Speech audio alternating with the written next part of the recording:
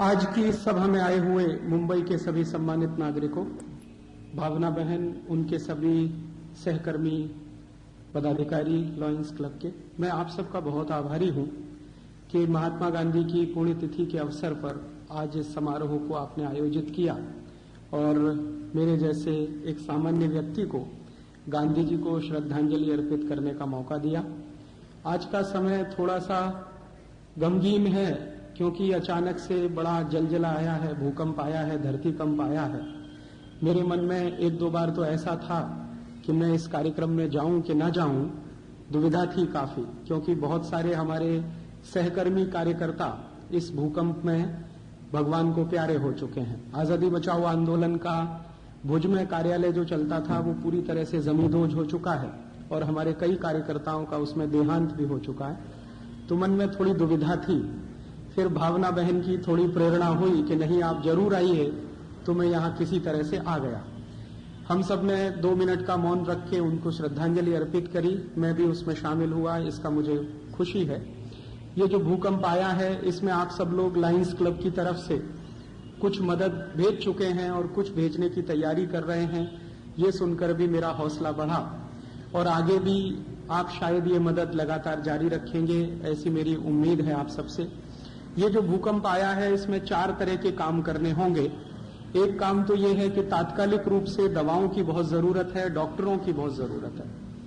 हमारे आजादी बचाओ आंदोलन के कार्यकर्ता पिछले 2 दिनों से भूकंप प्रभावित क्षेत्र में लगे हुए हैं। 4 टीमें हमारी 2-2 डॉक्टर और 10-10 कार्यकर्ताओं के साथ वहां पर उपस्थित हैं, भुज में, अंजार में, भचाऊ में, 3 स्थानों पर। तो उनकी जो बराबर रिपोर्ट्स आ रही हैं उसमें सबसे पहली जरूरत है दवाओं की, और दवाओं की जरूरत है उन गांवों में जहां पर मिलिट्री के डॉक्टर्स नहीं पहुंच पा रहे। भुज में तो काफी बड़ी संख्या में मिलिट्री के डॉक्टर्स हैं। देश के अन्य भी जाने माने बहुत सारे डॉक्टर्स भुज और अंजार में पहुंच चुके हैं, लेकिन करीब 300-350 गांव हैं। राजकोट से भुज अगर जाएं, आप में से बहुत सारे लोग गए होंगे शायद बाई रोड, तो उस पूरे रास्ते पर 200 किलोमीटर का फासला है राजकोट से भुज के बीच का। लगभग उस रास्ते में करीब 350 गांव हैं। उन 350 गांवों को मदद की सबसे ज्यादा जरूरत है। इस समय जो ज्यादा मदद पहुंच रही है वो भुज में पहुंच रही है, क्योंकि टेलीविजन पे उसका एडवर्टाइजमेंट काफी हो रहा है न्यूज के माध्यम से। तो जो भी लोग पहुंच रहे हैं भुज में पहुंच रहे हैं। मेरा आप सब लॉयंस के साथियों से निवेदन है कि अगली मदद जब आप भेजें तो उसको भुज में ना भेजें, अंजार में ना भेजें, भचाऊ में ना भेजें, क्योंकि ये तीनों स्थानों पर जितनी जरूरत है उससे ज्यादा पहुंच चुका है। अभी वहां लेने वाले लोग नहीं है, क्योंकि काफी बड़ी मात्रा में माइग्रेशन हो रहा है, पलायन हो रहा है। भूकंप के झटके लगातार आ रहे हैं तो लोग अपना घर छोड़कर, गांव छोड़कर जा रहे हैं। तो जो मर गए हैं वो तो मर गए हैं, लेकिन जो जीवित बच गए हैं वो माइग्रेट कर गए। भुज में से काफी लोग माइग्रेट कर गए हैं, अंजार में से कर गए हैं, बचाऊ में से कर गए हैं। तो माइग्रेशन ज्यादा होने के कारण वहां जिनको आप रिलीफ देना चाहते हैं वो लोग नहीं है, माने जो पात्र हैं रिलीफ लेने के, वो इस समय वहां पर उपलब्ध नहीं है। तो हो क्या रहा है कि आप जो भी मदद भेजते हैं आर्मी ऑफिसर्स उसको रख लेते हैं और वो कहते हैं कि आप मदद छोड़ के चले जाइए।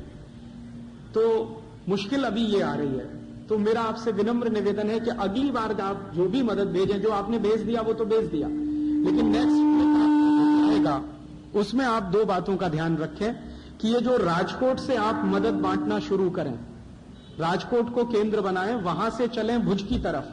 तो रास्ते में मैंने बताया है, मैं पूरे उस इलाके में बहुत बार जा चुका हूं। तो लगभग 350 गांव हैं। सड़क के NH-15 है, नेशनल हाईवे 15 नंबर, उसके दोनों तरफ करीब 350 गांव हैं। कुछ गांव हैं जो मेन रोड से 20 से 50 किलोमीटर तक अंदर हैं, कुछ गांव मेन रोड से 10-15 किलोमीटर के अंदर हैं। तो इन गांवों में इस समय सबसे ज्यादा मदद की जरूरत है, क्योंकि वहां कोई नहीं पहुंच रहा है और उन गांवों का नाम न्यूज में भी नहीं है। तो आप जो नेक्स्ट अपना ट्रिप भेजेंगे उसमें चाहे डॉक्टर्स हो, चाहे मेडिसिन हो, चाहे कंबल हो या कुछ दूसरी सामग्री हो, वो उन गांवों में जरूर भेजने की कोशिश करें जहां पे कोई नहीं पहुंच पा रहा है। थोड़ी तकलीफ होगी आपको वहां तक जाने में, क्योंकि वो रोड्स बहुत अच्छे नहीं है। मेन रोड तो बहुत अच्छा है, लेकिन अंदर गांव में जब जाएंगे तो रोड्स बहुत अच्छे नहीं है। लेकिन सबसे ज्यादा मदद इस समय उन्हीं को चाहिए। तो एक तो मैं आपसे ये अपील करना चाहता हूं। दूसरा अपील ये करना चाहता हूं कि इस समय मेडिसिन फर्स्ट प्रायोरिटी है, मेडिसिन और doctors first priority. Second priority वहां पर कंबलों की है, कंबल सबसे ज्यादा चाहिए और नए कंबल चाहिए, पुराने कंबल ना भेजें। जैसे कुछ लोगों की प्रवृत्ति होती है कि घर में पुराना कोई कंबल है, पुरानी रजाई है, वो दे दिया, वो किसी से ना लें। नया कंबल लें, नई रजाई लें, गादी अगर ले सकें तो वो भी वहां बहुत जरूरी है इस समय। तो सेकंड मोस्ट प्रायोरिटी है कंबल, गादी और रजाई। और थर्ड प्रायोरिटी है गर्म कपड़े, ऊनी कपड़े। वो स्वेटर हो सकते हैं, जर्सियां हो सकती हैं, कुछ भी वूलन वहां चाहिए, शॉल चाहिए काफी बड़ी संख्या में। थर्ड प्रायोरिटी है वहां के लोगों को अपना बसेरा खड़ा करने के लिए ताड़पत्री बहुत चाहिए। ताड़पत्री की इस समय वहां सबसे ज्यादा जरूरत है। तो ताड़पत्री हो, उनको टिकाए रखने के लिए कुछ बंबू चाहिए, कुछ बांस चाहिए, उसके टुकड़े चाहिए। तो ये थर्ड प्रायोरिटी। और लास्ट प्रायोरिटी जो मैं मानता हूं वो ये कि ये आप जानते हैं कि हमारे देश के सभी वैज्ञानिक ये कह रहे हैं कि ये कच्छ का जो इलाका है वो हाईली सीस्मिक जोन है। भारत सरकार ने इसको जोन 5 डिक्लेयर किया। जोन 5 माने सबसे ज्यादा सेंसिटिव, जहां पर सबसे जल्दी भूकंप आ सकता है। ऐसे ही एक जोन 4 है, जोन 3 है, जोन 2 है, जोन 1 है। जोन 1 में क्या आता है? पूरा कर्नाटक के साथ केरल, ये जोन 1 है, जहां पर कभी भी भूकंप आने की संभावना सबसे कम है, कर्नाटक। जोन 2 उससे ज्यादा सेंसिटिव है, फिर जोन 3 उससे भी ज्यादा सेंसिटिव है, जोन 4 उससे भी ज्यादा, और जोन 5 तो हाईली सेंसिटिव है। तो जोन 5 में एक तो पूरा कच्छ आता है, गुजरात का कुछ इलाका आता है, फिर उसके अलावा आसाम, नागालैंड, मिजोरम, मणिपुर, त्रिपुरा, ये पूरा का पूरा जो हिमालयन बेल्ट है, और उत्तर प्रदेश का इलाका जिसमें उत्तरकाशी, पौड़ी, चमोली, गढ़वाल वगैरह वगैरह, ये जोन 5 में पूरा आता है। अगर आप भारत का नक्शा देखेंगे तो हिमालय की चोटी से लेकर और इधर पश्चिम की ये जो पूरी बेल्ट है कच्छ तक की, ये बहुत ज्यादा सेंसिटिव है भूकंप के लिए। तो जो लास्ट ऑपरेशन हमें करना चाहिए हम सबको मिलकर, उसमें आप हम सब शामिल हों, वो ये कि इस पूरे इलाके में एक बड़े पैमाने पर जन जागरण का काम, मास अवेकनिंग काम, वो किस चीज के लिए कि घर कैसा बनाएं ताकि अगले भूकंप से बचें। मेरा ऐसा मानना है कि लोग भूकंप से नहीं मरते, अपने बनाए हुए घरों से मरते। भूकंप लोगों की जान नहीं लेता कभी भी, लेकिन लोगों ने जो अपना आशियाना बनाया है रहने के लिए, बड़े मन से, बड़े श्रम से, बहुत सारा पैसा लगा के, उसी आशियाने से मरते। मैं कहना यह चाहता हूं कि ये जो हाईली सीस्मिक जोन होता है, वहां पर घर कुछ इस तरह के होने चाहिए जिनकी छत हल्के से हल्के मटेरियल से बनाई जाए। फाइबर का यूज कर सकें, घास फूस का यूज कर सकें, वो मिट्टी के जो कवेलू आते हैं, टाइल्स आते हैं जिनको मैंगलोरी टाइल्स आप कहते हैं, उनका यूज कर सकें। अगर इन चीजों का इस्तेमाल करके अगर उनकी छत बनेगी तो अगले भूकंप में मरने वालों की संख्या सबसे कम होगी। मैंने आपको कहा कि भूकंप तो वहां आने ही वाले हैं, उनको आप भी नहीं रोक सकते, मैं भी नहीं रोक सकता।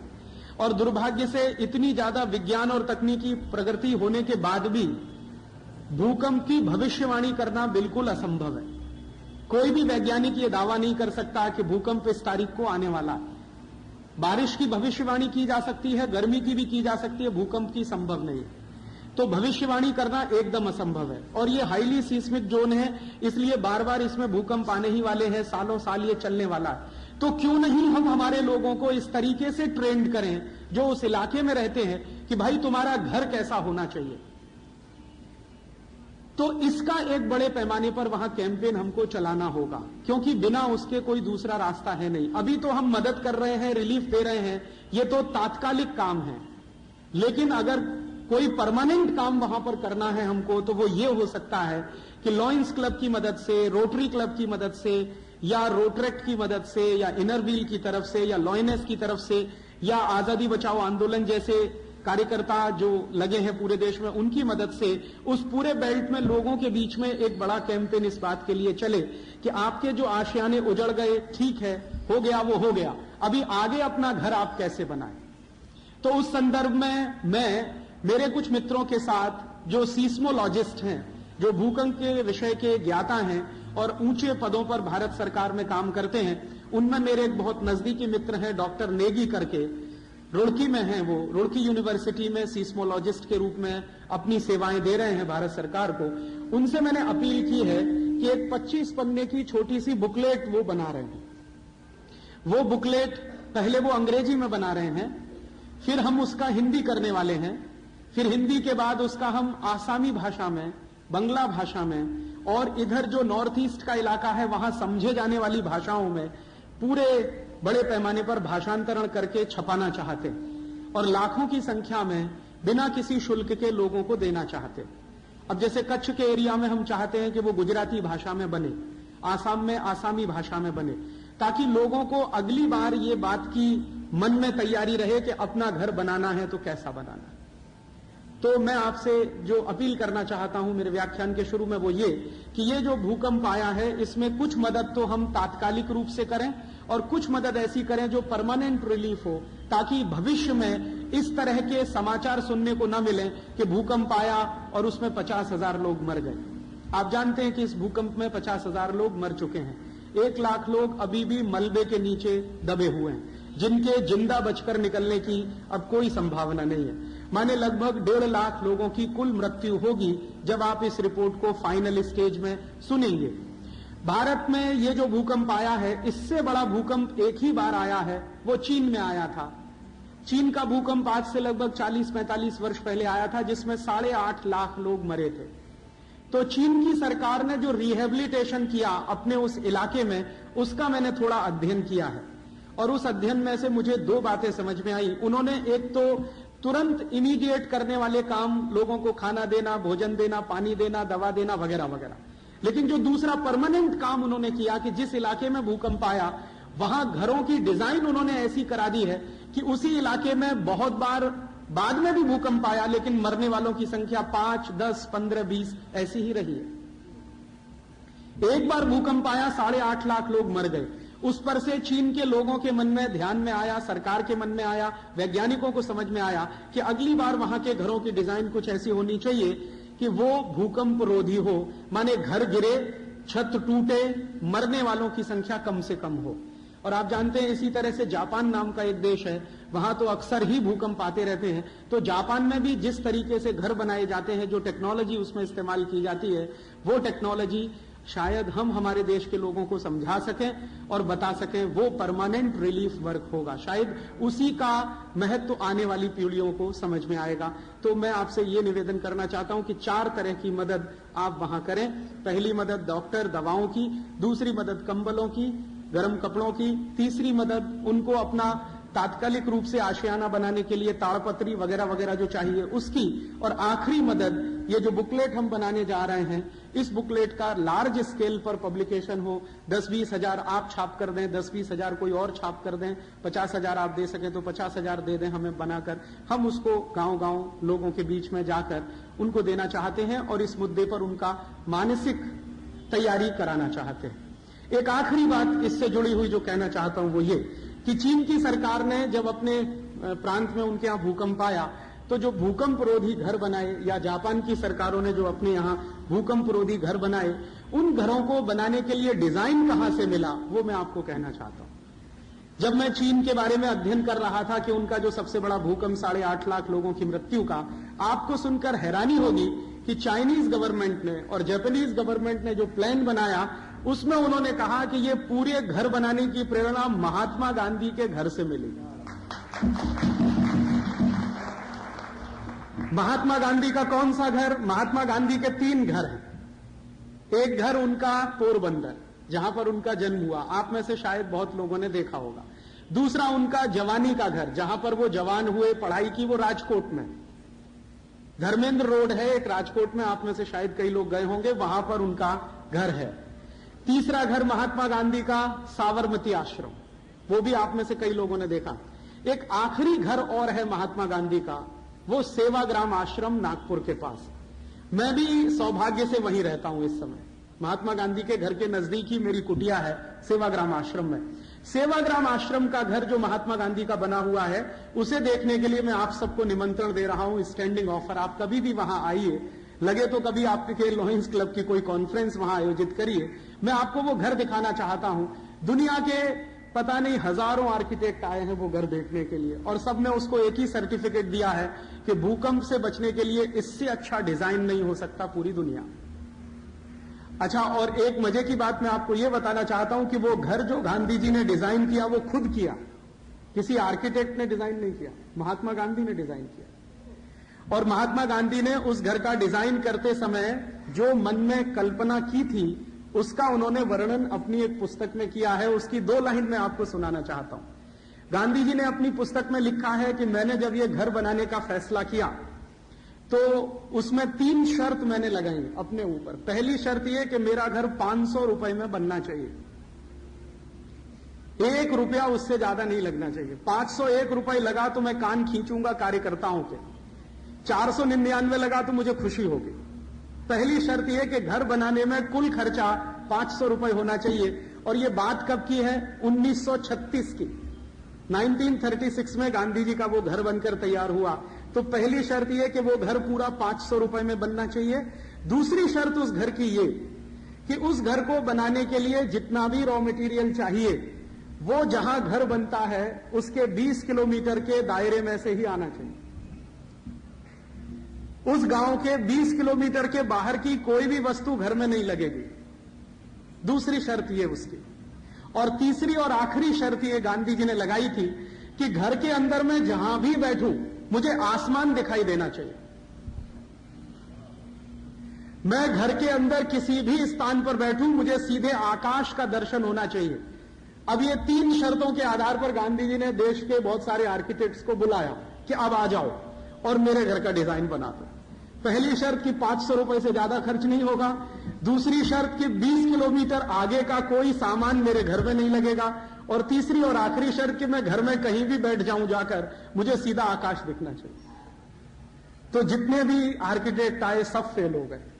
सबने गांधी जी को कहा कि माफ करिए हम आपके घर का डिजाइन नहीं कर सकते। फिर उसमें जर्मनी के कुछ आर्किटेक्ट आए जो गांधी जी को जानते थे और उनको मानते भी थे।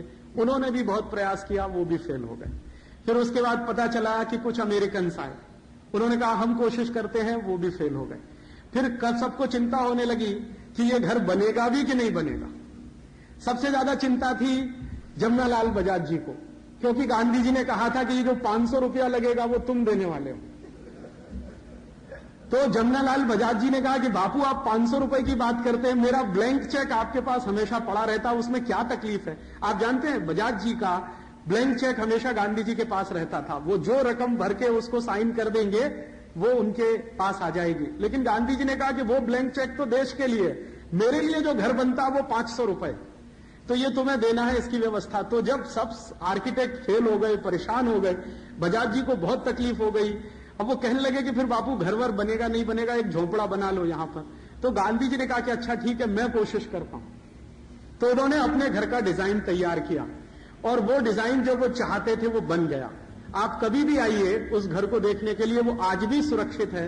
उस घर में जितना भी रॉ मटेरियल लगाया गया है वो सब सेवाग्राम से 20 किलोमीटर दूर के गांव से लाया गया। दूसरा, उसमें कोई भी मटेरियल ऐसा नहीं लगा है जो 20 किलोमीटर से आगे जाकर लाना पड़ा हो। और उस घर को बनाने का कुल खर्चा 499 रुपए 50 पैसे ही आया है। 500 रुपए में भी 50 पैसा बच गया था। और तीसरी शर्त कि आप उस घर में अंदर कहीं भी जाकर बैठ जाइए, आपको सीधे आकाश का दर्शन होगा। तो अब आप पूछोगे वो घर कैसा है, उसी के लिए मैं इनविटेशन कर रहा हूं आपको कि आप आइए सेवाग्राम आश्रम में, कभी आपकी कॉन्फ्रेंस करिए, उस घर का दर्शन करिए। और एक बार उस घर का दर्शन आप कर लें तो फिर उसका दर्शन दूसरों को कराइए, ये मैं चाहता हूं। और वो घर मैं मानता हूं कि सबसे ज्यादा वैज्ञानिक पद्धति से बनाया हुआ घर है। दुनिया में एक बहुत बड़ा आर्किटेक्ट हुआ जिसका नाम था इवान इलिच। उसने गांधी जी के घर के बारे में लिखा है कि मैंने दुनिया के 50 सैकड़ों हजारों कंस्ट्रक्शंस देखे हैं, ऐसा अद्भुत कंस्ट्रक्शन मैंने मेरे जीवन में देखा नहीं। दुनिया का उस जमाने का बेस्ट क्वालिटी आर्किटेक्ट जो माना जाने वाला आदमी, उसकी ये टिप्पणी है गांधी जी के घर के बारे में। तो मैं ये चाहता हूं, ये भूकंप से जुड़ता है। गांधी जी ने जब घर के निर्माण की रचना की तो उनको किसी ने कहा कि गांधी जी ये इलाका भी सीस्मिक जोन है, गांधी जी का घर जहां पर है वहां भी टेक्टोनिक मूवमेंट होते रहते हैं और वो सीस्मिक जोन है। तो गांधी जी ने कहा कि मैं इसका ध्यान बराबर रखूंगा कि ये सीस्मिक जोन है, और उन्होंने घर का ऐसा डिजाइन तैयार किया है कि उस इलाके में बार बार भूकंप आए हैं। ऐसा नहीं है कि उस इलाके में भूकंप नहीं आए हैं। गांधी जी के घर को आज तक एक क्रैक भी नहीं आया, आज तक क्रैक नहीं आया। और वो घर बने हुए 1936 और आज 2000, तो आप सोचिए 64 ईयर्स तो हो ही गए।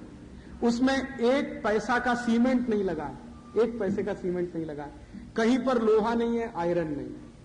जो घर में इस्तेमाल किया गया है मटेरियल, वो एक तो मड है, मिट्टी है, दूसरा कवेलू है, टाइल्स है मिट्टी के बने हुए, तीसरा बांस है, बंबू है। बस तीन ही चीजों का उसमें इस्तेमाल किया गया और वो तीन चीजों से उनका घर बना है। आज तक कभी उसमें क्रैक नहीं आया, आज तक कभी वो गिरा नहीं है। और उसकी जो लाइफ बताते हैं लोग कि इसकी टोटल लाइफ कितनी होने वाली है, तो मिनिमम लाइफ उसकी लोगों ने कैलकुलेट की है कि 150 ईयर्स तो होने ही वाली है। माने उसमें करीब 64 ईयर्स तो बीत गए हैं, लगभग 100 साल वो घर और रहने वाला। हम लोग वहां सिर्फ इतना ही करते हैं कि साल में एक बार उसको पुताई करते हैं, और वो भी गांधी जी नियम बनाकर गए थे उसके हिसाब से करते हैं। गांधी जी ने कहा था कि मेरे घर की पुताई किस चीज से होगी, गाय के गोबर से। तो वहां गाय पाली जाती है आश्रम में, उसका गोबर निकाला जाता है, उस गोबर को पानी के साथ मिलाया जाता है, साल में एक बार उसकी पुताई करते हैं, व्हाइट वॉशिंग करते हैं बस, और उसमें मेंटेनेंस में कुछ भी नहीं। तो आप कभी आएंगे तो देखेंगे। मैं ये चाहता हूं कि उस घर का जो डिजाइन है और उस घर को बनाने की जो टेक्निक है, वो टेक्निक हमारी उस पुस्तक में आए और पूरे कच्छ के इलाके के लोगों को बांटा जाए कि भाई देखो, आदर्श घर तुम्हारे लिए क्या हो सकता है, वो ये हो सकता है। और गांधी जी गुजरात के ही थे, गुजराती लोगों को ये और जल्दी समझ में आएगा कि हमारे ही किसी व्यक्ति का डिजाइन किया हुआ वो है। तो ये एक छोटी सी बात जो व्याख्यान के पहले मैं कहना चाहता था। एक छोटी सी दूसरी बात और, कि मैंने मेरे जीवन में ये सब जो शुरू किया, स्वदेशी का काम या आजादी बचाओ आंदोलन का काम, तो मैं मेरे जीवन में सबसे ज्यादा प्रभावित महात्मा गांधी से ही हुआ। वैसे तो बहुत लोगों ने मुझे प्रभावित किया, लेकिन सबसे ज्यादा प्रभावित महात्मा गांधी ने किया। महात्मा गांधी के जीवन की एक ही घटना ने मुझे सबसे ज्यादा प्रभावित किया। वो घटना सुना के मैं मेरा व्याख्यान शुरू करना चाहता हूं। वो घटना है महात्मा गांधी के साउथ अफ्रीका के प्रवास की। आप जानते हैं कि महात्मा गांधी 1894-95 के आसपास दक्षिणी अफ्रीका गए। पहले वकालत पूरी की, वकालत की पढ़ाई पूरी की, इंग्लैंड से वापस लौटे। वापस लौटने के बाद फिर दक्षिणी अफ्रीका गए। एक सिलसिले में कोई केस था, उस केस के सिलसिले में उन्हें साउथ अफ्रीका जाना पड़ा। तो वो गए जब साउथ अफ्रीका, तो वकील बैरिस्टर की हैसियत से गए। हुआ क्या, वो घटना मैं आपको सुनाना चाहता हूं, जिसने मुझे मेरे जीवन में सबसे ज्यादा प्रभावित किया। गांधी जी पहुंचे, वहां एक कोई कंपनी थी, वो कंपनी को कोई केस हुआ था, वो भारत के ही कुछ लोगों की कंपनी थी। तो गांधी जी उनके वकील की हैसियत से वहां केस लड़ने वाले थे। तो गांधी जी जब वहां पहुंचे तो उसके पहले जो वकील महोदय थे जो केस लड़ रहे थे, पहले से ही एक लॉयर थे वहां पर, उनके साथ गांधी जी का परिचय हुआ। तो गांधी जी ने पूछा कि मुझे जो केस लड़ना है उसकी फाइल जरा दे दो। तो गांधी जी ने फाइल का अध्ययन किया। फिर उसने कहा कि अदालत कहां पर है, वहां लेकर जरा चलो। तो गांधी जी की पहली घटना है ये साउथ अफ्रीका की, वो अदालत में पहुंचे। आप जानते हैं कि खांटी गुजराती आदमी, और गुजरातियों में भी काठियावाड़ी, तो एकदम शुद्ध काठियावाड़ी आदमी। तो आप जानते हैं काठियावाड़ के लोग तो वो पगड़ी बांधते हैं ना, 5 मीटर लंबा कपड़े की वो पगड़ी बनाते हैं और एक विशेष स्टाइल में उसको बांधा जाता है। तो गांधी जी पगड़ी बांधकर अदालत में पहुंच गए। अब जज ने जब देखा कि पगड़ी बांधे हुए कोई व्यक्ति आके बैठ गया है, तो जज ने उनके ऊपर बहुत जबरदस्त व्यंग कसा और उन्होंने कहा कि आपको मालूम है कि अदालत के कानून के अनुसार यहां पगड़ी बांधकर आना मना है, अदालत के कानून के अनुसार।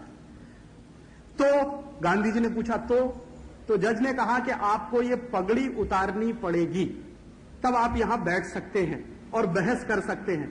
तो गांधी जी ने पूछा कि आपको शायद मालूम नहीं है कि ये पगड़ी मेरे शान का प्रतीक है, ये मेरी इज्जत का प्रतीक है। मैं भारत में जिस स्थान से आया हूं वहां पगड़ी उतारी नहीं जाती। काठियावाड़ भारत का वो स्थान है जहां पगड़ी उतारना सबसे बड़ा अपमान माना जाता है, और पगड़ी वही उतारता है जो किसी का गुलाम हो जाता है। मैं आपका गुलाम नहीं हुआ अभी तक, इसलिए मैं पगड़ी नहीं उतार सकता। जज बौखला गया, क्योंकि इतनी हिम्मत से बात कहने वाला कोई आदमी उसके सामने पहली बार आया। तो उसने पूछा कि ये है कौन, तो बताया गया कि केस के सिलसिले में ये एक लॉयर है जो भारत से आया है। तो उन्होंने कहा कि इसको तमीज सिखानी चाहिए। तो उनके जो बगल का लॉयर था जो गांधी जी को लेके गया था, उसने खुसफुस करना शुरू किया और गांधी जी को समझाया कि भाई आप ये उतार दीजिए, नहीं तो बवाल हो जाएगा, कंटेम्प्ट हो जाएगा, जेल हो जाएगी, फलाना हो जाएगा, दिमाग। गांधी जी ने कहा कि कुछ भी हो जाए, ये मेरे सम्मान का प्रतीक है। मैं पगड़ी मैंने अगर उतारी तो ये भारत की पगड़ी उतार दी, ये संदेश पूरी दुनिया में जाएगा, ये मैं नहीं कर सकता। तो उन्होंने कहा कि फिर कंटेम्प्ट हो जाएगा तो जेल जाना पड़ेगा। तो ठीक है, मैं तो तैयार हूं जेल जाने के लिए, आप उनसे कहो कि ऑर्डर करें और मुझे जेल में भेज। तो जज भी परेशान हो। अब वो गए थे केस लड़ने के लिए और अपना ही केस लड़ना उन्होंने शुरू कर दिया। अब जज बौखला गया कि ये आदमी कहता है कि ऑर्डर करो, मुझे जेल में भेजो, मैं पगड़ी नहीं उतार सकता, तुम्हारे जो कानून है उसके आधार पर काम। अब वो जज बौखला गया, फिर बहुत सारे लोग आ गए, हंगामा होने लगा, फिर बहुत सारे पत्रकार भी थे, वो सब इकट्ठे हुए। तो जज ने बात को समाप्त करते हुए कहा कि अच्छा ठीक है, आप ऐसा करिए कि अगर पगड़ी नहीं उतार सकते तो आप इस अदालत से बाहर चले जाइए। तो गांधी जी ने कहा कि मुझे यह मंजूर है कि मैं अदालत छोड़ के चला जाऊं, और गांधी जी छोड़ के निकल गए अदालत। फिर हुआ क्या कि गांधी जी ने जो पहला संकल्प किया साउथ अफ्रीका में, वो यही संकल्प था कि मैं अगली बार जब बहस करने आऊंगा इस अदालत में तो ये कानून बदला हुआ मिलना चाहिए मुझे, तब मैं बहस करने के लिए आऊंगा। मैं पगड़ी कभी नहीं उतारूंगा, पगड़ी पहनकर ही बहस करूंगा पूरी अदालत में। और आप जानते हैं कि गांधी जी ने वो अंग्रेजी कानून बदलवा दिया, अंग्रेजों को कानून बदलना पड़ा। और महात्मा गांधी ने फिर जितने भी समय बहस की साउथ अफ्रीका में रहते हुए, पगड़ी पहनकर ही बहस की।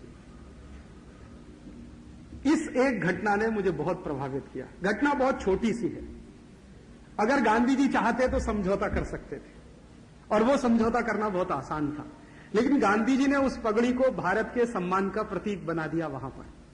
और गांधी जी ने बाद में लिखा है अपनी पुस्तक में कि अगर मैंने वो समझौता किया होता तो बार बार मैंने समझौते किए होते और भारत की आजादी का लक्ष्य अधूरा रह गया होता। एक और ऐसी घटना हुई, वो सुनाने का लालच मेरे मन में आया, क्योंकि महात्मा गांधी को हम श्रद्धांजलि अर्पित कर रहे हैं। एक दूसरी घटना और हुई जिससे मैं काफी प्रभावित हुआ महात्मा गांधी से। वो घटना हुई, वो भी साउथ अफ्रीका में हुई।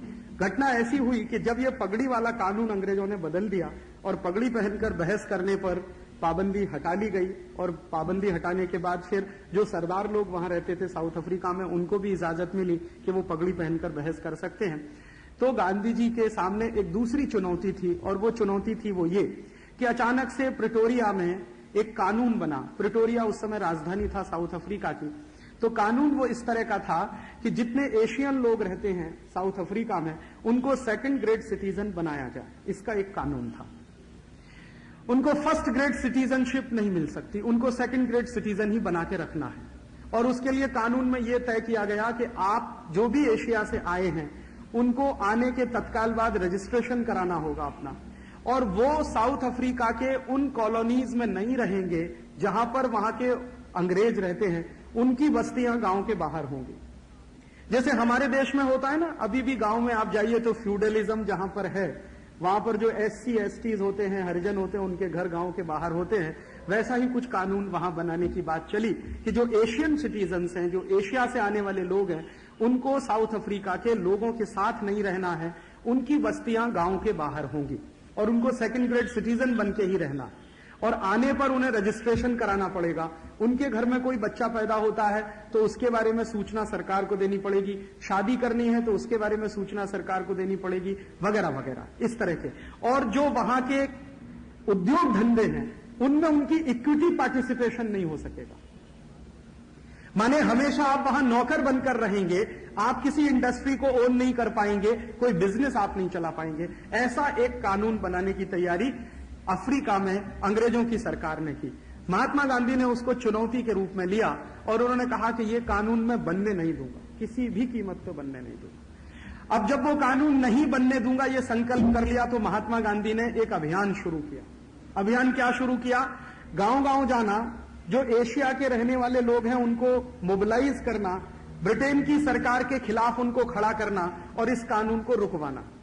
तो वहां पर जो मुसलमान समुदाय के लोग थे उनमें जाकर उन्होंने कहना शुरू किया, हिंदू समाज के लोग थे उनको समझाना शुरू किया। गांधी जी के समझाने का नतीजा ये निकला कि 2-3 महीनों के अंदर एक बहुत बड़ा पब्लिक ओपिनियन उस कानून के विरुद्ध बन गया। गांधी जी ने फिर एक रैली आयोजित की और उस रैली में करीब 10,000 लोग आए, स्त्री पुरुष बच्चे, उसमें हिंदू भी मुसलमान भी, पारसी लोग भी कुछ वहां पर थे, वो भी सब इकट्ठे हुए और उन सबके सामने गांधी जी ने कहा कि हम सबको संकल्प करना है कि ये कानून हम नहीं बनने देंगे, भले ही हमें इसके लिए जेल में जाना पड़े, भले ही इसके लिए मार खानी पड़े, भले ही इसके लिए मर जाना पड़े, ये अपमानजनक कानून तो हम नहीं बनने देंगे। उस सभा में प्रस्ताव पारित हुआ, सभा ने महात्मा गांधी को अपना नेता मान लिया और महात्मा गांधी को अधिकृत किया गया कि वो ब्रिटेन की सरकार से इस पर बात करें। तो ब्रिटेन की सरकार से बात करने के लिए बाद में महात्मा गांधी साउथ अफ्रीका छोड़कर लंदन आए। लंदन में करीब 20-21 दिन रहे और वहां भी उन्होंने एक ही काम किया कि लंदन में रहने वाले जो भारतीय लोग थे उनको मोबिलाइज किया और उनका मोबिलाइजेशन जब बहुत बड़े पैमाने पर हुआ तो महात्मा गांधी ने एक ड्राफ्ट बनाया और वो ड्राफ्ट ब्रिटेन के राजा को सामने उन्होंने पेश कराया, जिसमें उन्होंने कहा कि ये कानून एकदम गलत है, अन्यायपूर्ण है, जन भावना के विरुद्ध है, मानवीयता के खिलाफ है, ये कानून नहीं बनना चाहिए। ब्रिटेन के राजा ने पहले तो गांधी जी की उपेक्षा की, बाद में ब्रिटेन के राजा को किसी ने कहा कि ये आदमी बहुत टेढ़ा है, अगर आपने इसकी बात को नहीं माना तो ये यहीं सत्याग्रह करने बैठ जाएगा लंदन, और इसको मरने से बिल्कुल डर नहीं लगता, अगर आपकी पुलिस आएगी गोली चलाएगी तो उसको मरने में तो 1 मिनट का संकोच नहीं है, इसलिए आप जरा इससे संभल के रहना और इसकी कोई भी बात को अचानक से ना नहीं कह देना। तो ब्रिटेन के राजा तक ये सूचना पहुंच गई। तो ब्रिटेन के राजा ने कहा कि मैं ठीक है, इस कानून का अध्ययन करने के लिए एक कमीशन बनाता हूं, वो कमीशन परिस्थिति का अध्ययन करके मुझे रिपोर्ट देगा। तब तक महात्मा गांधी नहीं बने थे, वो मोहनदास करमचंद गांधी थे। तब तक मेरा निवेदन है कि मोहनदास करमचंद गांधी कोई अगला कदम ना उठाए। तो उन्होंने कमीशन बनाया, कमीशन की रिपोर्ट आई, कमीशन की रिपोर्ट लिखने वाले लोगों ने कानून का समर्थन किया क्योंकि उसमें सब गोरे अंग्रेज ही बैठे हुए थे कमीशन में। तो फिर सरकार ने ये बहाना करना शुरू कर दिया कि अभी तो ये कानून हमें बनाना ही पड़ेगा क्योंकि कमीशन भी कहता। तो गांधी जी ने कहा कि कमीशन में जो लोग हैं वो तो सब अंग्रेज हैं, उनको हमारे दर्द का क्या अंदाजा, अगर हमारे भारतीय लोग कमीशन में होते और वो रिकमेंडेशन करते तो मैं मानता। तो गांधी जी ने कमीशन की रिपोर्ट को रिजेक्ट कर दिया। फिर झगड़ा चलता गया तो गांधी जी को लगा कि अभी बहुत बड़ा पब्लिक प्रेशर बनाने की जरूरत है। तो उन्होंने एक कॉल दिया साउथ अफ्रीका में वापस लौट के, और कॉल ये दिया कि जो भी लोग साउथ अफ्रीका में भारतीय या एशिया के किसी भी खंड के रहते हैं वो सब अंग्रेजी सरकार का बॉयकॉट करें। और गांधी जी की एक अपील का यह असर हुआ कि फैक्ट्रियां बंद होने लगी, धड़ाधड़ लोगों ने काम करना बंद कर दिया और उन लोगों ने सबने गांधी जी के पास आकर कसम खाना शुरू कर दिया कि आप जो कहेंगे वो ही करेंगे, आप मरने के लिए बोलेंगे तो हम मर जाएंगे, बोलिए अब करना क्या है। तो महिलाएं पुरुष सब लोग फैक्ट्रियां छोड़कर मजदूर जो काम करते थे गांधी जी के पास आ गए। गांधी जी के पास ऐसे करीब उस समय 14-15 हजार कार्यकर्ता इकट्ठे हो गए।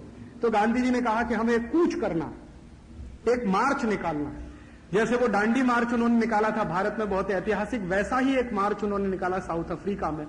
अब मैं घटना पे आ रहा हूं जिसने मुझे बहुत प्रभावित किया। वो मार्च गांधी जी ने जब शुरू किया तो उसमें करीब 4000 महिलाएं और करीब 1200-1300 बच्चे उनके छोटे छोटे और करीब 6000 पुरुष, इतने सब लोग पैदल पैदल निकले। तो कई लोगों ने गांधी जी से कहा कि ये बच्चे बहुत छोटे हैं, अभी क्या करने का इनका। तो उन्होंने कहा जिनके बच्चे छोटे हैं वो जुलूस से बाहर निकल जाए। तो बहुत सारे लोगों के मन में आया कि अभी गांधी जी हमको बाहर निकालते हैं। तो उन्होंने कहा कि जुलूस में रहते हुए आपके बच्चे मर जाएं तो मान लेना कि देश की आजादी के लिए आपने उनको दान दे दिया। मेरा आपसे निवेदन है कि जिसका भी दिल कमजोर है वो निकल जाए इसमें से, मुझे कमजोर लोगों की भीड़ नहीं चाहिए, ये उन्होंने स्पष्ट कहा। तो लोगों में हौसला आया और हौसला आया तो वो सब चले। उसी जुलूस में कुछ अंग्रेज भी शामिल थे जो गांधी जी की जासूसी के लिए रखे गए अंग्रेज सरकार की तरफ, और उनकी पूरी रिपोर्टिंग वो लंदन करते थे कि आज जुलूस ने क्या किया। वो पैदल चलते थे एक जगह से दूसरे जगह जाकर और लोगों को इकट्ठा करते जाते थे। तो जो अंग्रेजों ने रिपोर्टिंग किया है उसमें से एक अंग्रेज ऑफिसर था जो उनकी इंटेलिजेंस की टीम का मुख्य अधिकारी था, उसने गांधी जी के जुलूस के बारे में एक वाक्य लिखा, वो मैं आपको सुनाना चाहता हूं। उन्होंने कहा कि मैंने मेरे जीवन में जितनी भी सेवा की है ब्रिटिश गवर्नमेंट की, उसमें ये पहला जुलूस मैं देख रहा हूं जिसमें स्त्री पुरुष बच्चे सब एक साथ हैं, हिंदू भी हैं मुसलमान भी, दोनों एक साथ हैं और दोनों एकदम भाई भाई की तरह से आगे बढ़ रहे हैं, किसी में किसी के प्रति वैमनस्यता नहीं है। हाँ, जो एक अच्छी बात है जो मैं देख रहा हूं वो ये कि ये जुलूस करीब 15-17 दिन चला पैदल पैदल। तो होता क्या था कि रात हो जाती थी तो कोई भी मैदान में सब सो जाते थे, और दिन में कुछ थोड़ा बहुत भोजन बना के करते थे, फिर रात में मैदान में सोते थे, अगले दिन फिर मैदान से चलते थे दूसरे गांव में, दूसरे गांव से तीसरे गांव। तो हर एक रात करीब ऐसी 15 रातें बीती जिसमें स्त्री पुरुष बच्चे सब एक साथ सोए। जो अंग्रेजी अधिकारी था उसने कहा कि इस जुलूस के दौरान एक भी दुर्घटना नहीं हुई। उसका जो इशारा था वो क्या कि 4000 महिलाएं और 6000 पुरुष जिनकी उम्र 20-22 वर्ष से लेकर 45 वर्ष के बीच में है, कहीं भी कोई दुर्घटना नहीं हुई। और उसने जब अपनी रिपोर्ट भेजी ब्रिटिश पार्लियामेंट को, तो उस रिपोर्ट में उसने लिखा कि जिस आदमी की उपस्थिति मात्र से लोगों के मन में नैतिकता का संचार होने लगता है, वासना पैदा नहीं होती। स्त्रियां भी लेटी हुई हैं और पुरुष भी लेटे हुए हैं और दोनों नजदीक में हैं, और कहीं कोई घटना नहीं होती बलात्कार की, कहीं कोई घटना नहीं होती है शारीरिक संपर्क की, तो ये तो आदमी कोई विरला है और विचित्र है। अंग्रेज सरकार इससे लड़ नहीं पाएगी, ये उसने रिपोर्ट में लिख के भेज दिया।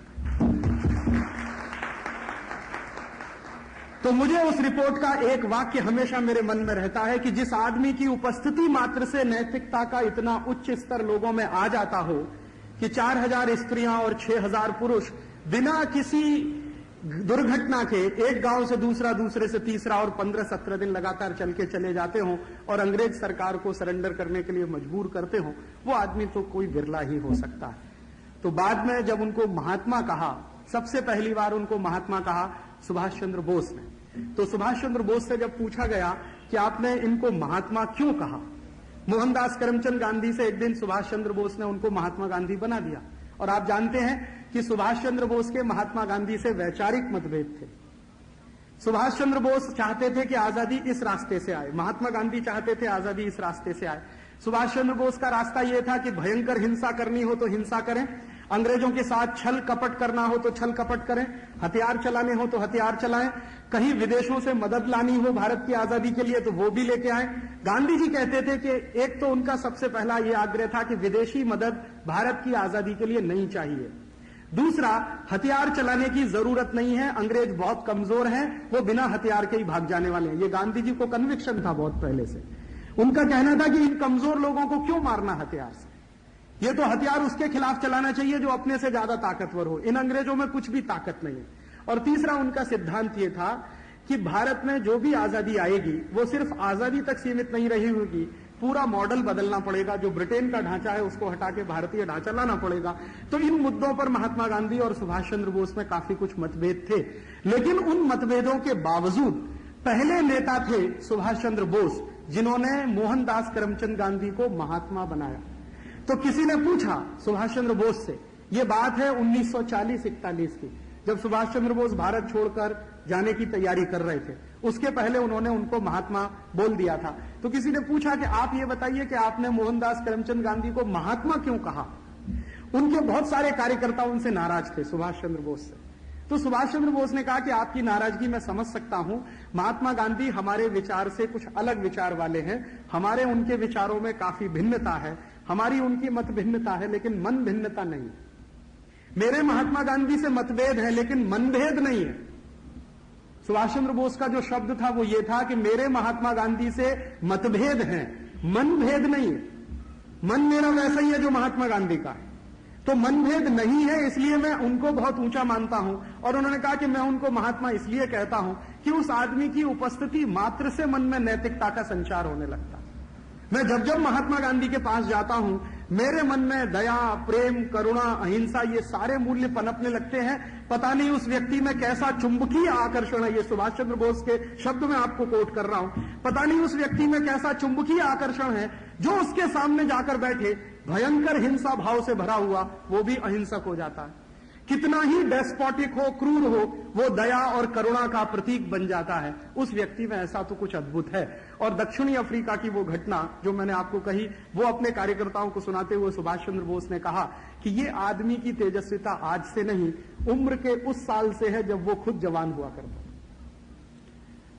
तो ये दो घटनाएं मैं आपको सुनाना चाहता था महात्मा गांधी जी को श्रद्धांजलि देते हुए, कि हम इन दो घटनाओं से अगर अपने जीवन में कुछ सीख सकें तो जरूर सीखें।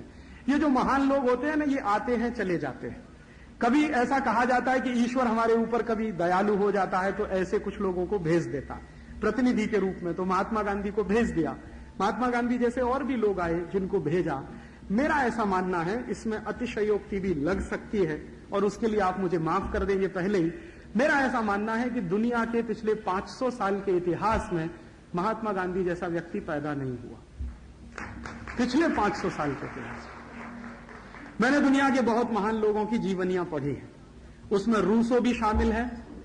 उसमें तो ये रूस के जो बड़े नेता माने जाते हैं, लियोनिद ब्रेजनेव से पीछे की पीढ़ी के जितने, जिनको लेनिन वगैरह वगैरह बड़ा माना जाता, उनको भी, जर्मनी के बड़े नेताओं को, उनको भी मैंने पढ़ा है।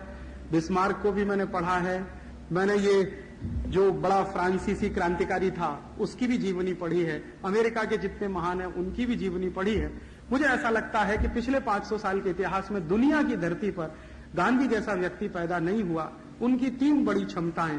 पहली क्षमता तो जो मैंने कही नैतिकता वाली, दूसरी क्षमता हर गलत बात का पूरी ताकत से विरोध करने की, गलत को स्वीकार नहीं करने की, चाहे उसके लिए जान दे देनी पड़े, और तीसरी और अद्भुत बात कि किसी को प्रेम की शक्ति से जीत लेने की।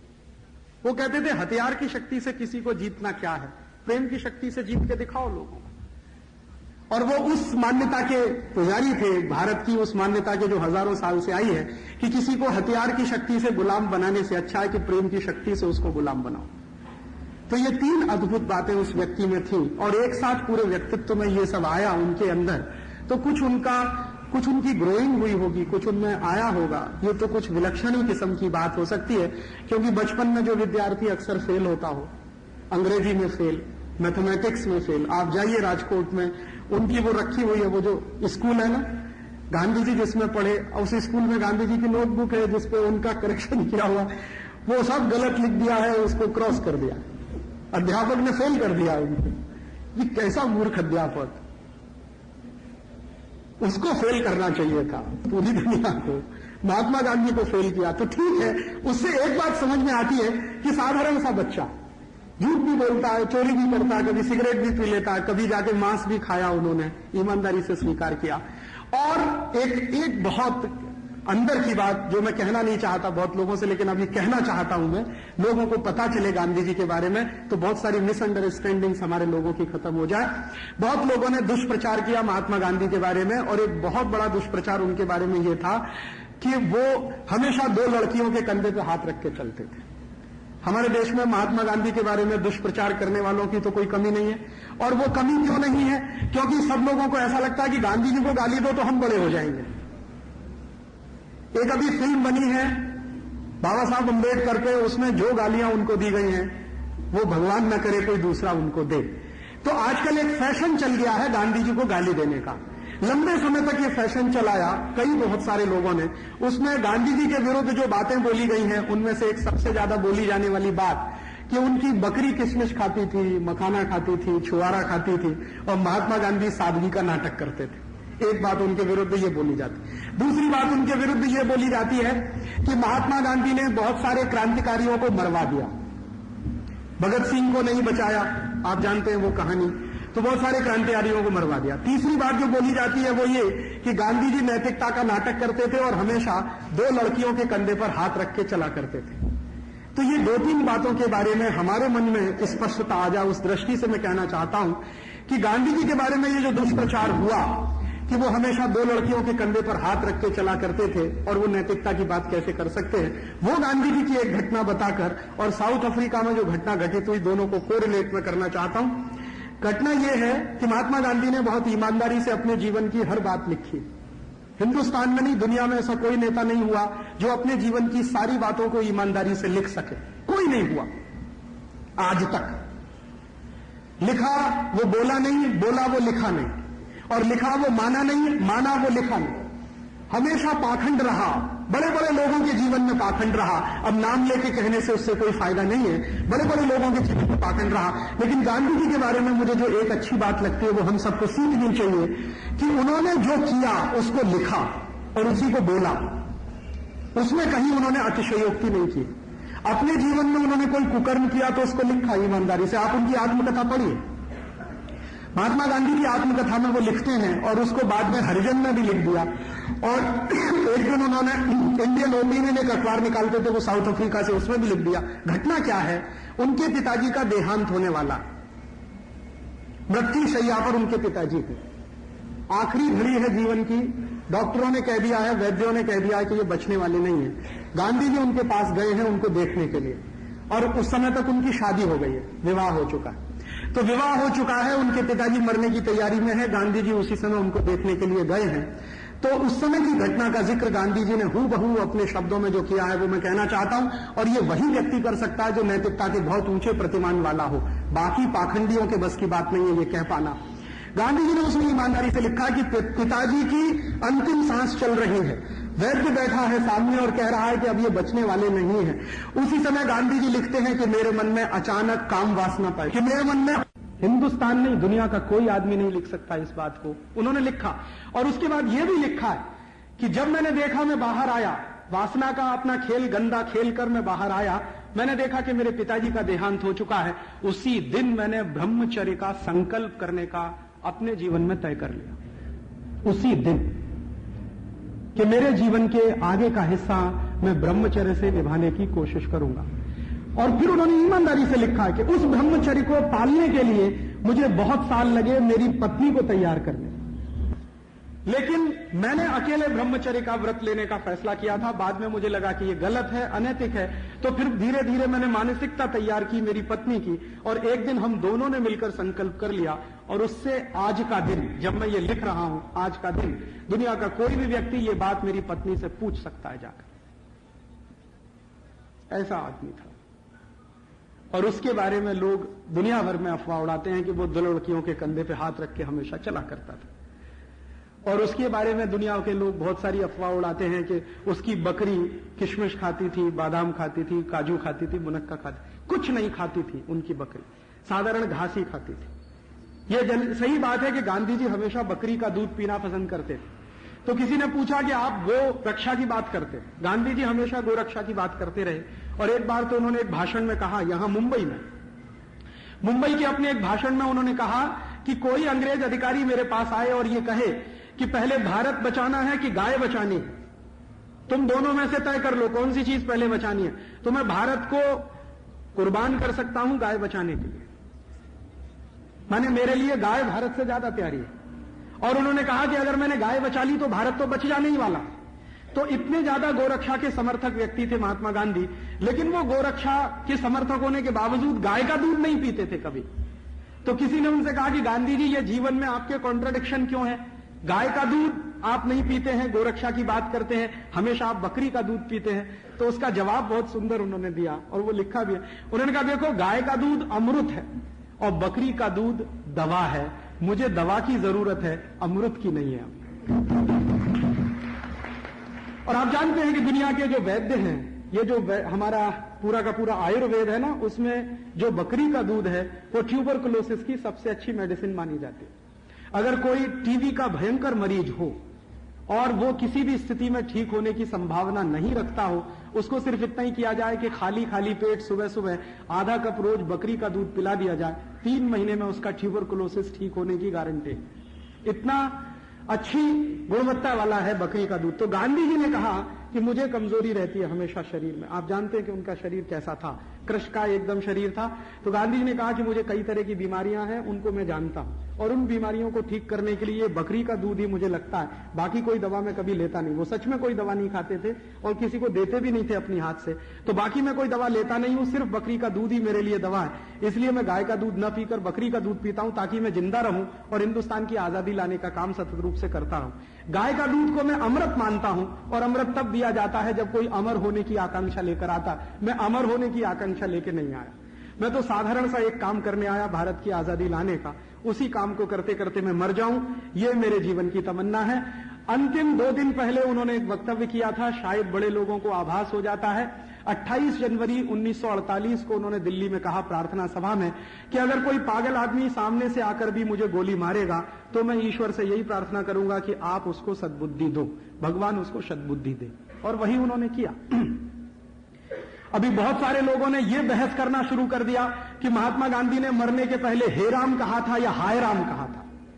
हमारे कितने कूड़ मगज लोग हैं इस देश में, कितने निम्न स्तर के लोग हैं इस देश में जो बहस चला रहे हैं इस बात पर कि गांधी जी को जब गोली लगी तो उन्होंने हे राम कहा या हाय राम कहा। इसी में लगे हुए हैं बहस करने में। उन्होंने बहुत कुछ कहा है, उस पर किसी का ध्यान नहीं है। बहुत कुछ किया है, उस पर किसी का ध्यान नहीं है। हे राम कहा कि हाय राम कहा, इसी में बहुत लोग लगे। बहुत सारे संगठन हैं जिन्होंने बाकायदा लिटरेचर बनाया है उस पर, और वो लिटरेचर पूरे देश में बांटा जाता है और एक खास तरह की मानसिकता तैयार की जाती है गांधी जी को गाली देने की। तो मेरा आपसे एक ही विनम्र निवेदन है, और वो मैं शायद मेरे कन्विक्शन से कह रहा हूं। पिछले 10-12 साल गांधी जी को मैंने बहुत पढ़ा और उनके तरह से जीने की कोशिश भी कर रहा हूं। उनके तरह से जीने की जो एक कोशिश मैंने की है ईमानदारी से, उसको मैं आपसे शेयर करना चाहता हूं। मैंने आज तक मेरा पर्सनल बैंक अकाउंट नहीं बनाया और आगे बनाने की संभावना नहीं। मैंने आज तक मेरा कोई घर नहीं बसाया। आज भी मैं ब्रह्मचारी हूं और ब्रह्मचर्य का पालन करता हूं और आगे भी करता रहूंगा, ऐसा मेरा संकल्प है मेरे मन का। और तीसरा, कोई पारिवारिक संपत्ति में हिस्सा नहीं रखा। मेरे पिता और माता को मैंने बिल्कुल स्पष्ट कह दिया है कि परिवार की संपत्ति में मेरी कोई हिस्सेदारी नहीं होगी। आपको जो करना है आप उसको कहिए, या करते उसको चाहे तो दान कर दीजिए मेरे नाम से किसी को।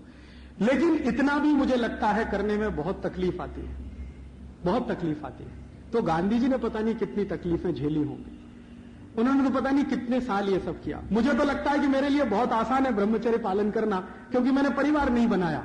उन्होंने तो परिवार बनाकर ब्रह्मचर्य पालन किया, वो तो बड़ी बात है। वो आसान व्यक्ति के लिए नहीं है। परिवार में रहते हुए ब्रह्मचर्य का पालन करना और उस ऊंचाई तक जाना, जिस ऊंचाई की बात उन्होंने अपनी आत्मकथा में लिखी है कि वो जीवन का आखिरी दिन था जब पिताजी की मृत्यु के समय उन्होंने अपनी पत्नी के साथ संभोग किया। उसके बाद उन्होंने लिखा है कि मैं मेरी पत्नी के साथ भाई बहन के रिश्ते रहे, और उन्होंने कहा कि जीवन में ऊंचाई तभी आएगी जब सही मायने में कोई पति पत्नी भाई बहन की तरह से रहना शुरू कर दे। वो कहते हैं कि ये जीवन का आखिरी वो होगा मुकाम। तो किसी व्यक्ति को कितना ऊंचा बनना चाहिए अपने जीवन में, उसके लिए उन्होंने एक सीमा रेखा बना दिया। वो सीमा रेखा का पालन उन्होंने किया, परिवार बसाते हुए, घर चलाते हुए, बच्चों को पालते हुए। वो अद्भुत ही लोग कर सकते हैं, बिरले लोग कर सकते हैं, वैसे वो थे। और उन्होंने जो किया है वो हम सबके सामने है। जो कहा है वो भी है और जो लिखा है वो भी है। उनके कहे हुए को, उनके किए हुए को और उनके बोले हुए को अगर हम अपने जीवन में दशमांश भी, माने 1/10 भी अगर हम उतार सकें, तो भारत में बहुत कुछ बेहतर होने की संभावना और शक्यता है। इतना गांधी जी को श्रद्धांजलि स्वरूप में कहना चाहता था। और एक छोटी सी आखिरी बात जो मैं आज के समय में कहना चाहता हूं, गांधी जी ने अपने जीवन में 11 व्रत दिए लोगों को।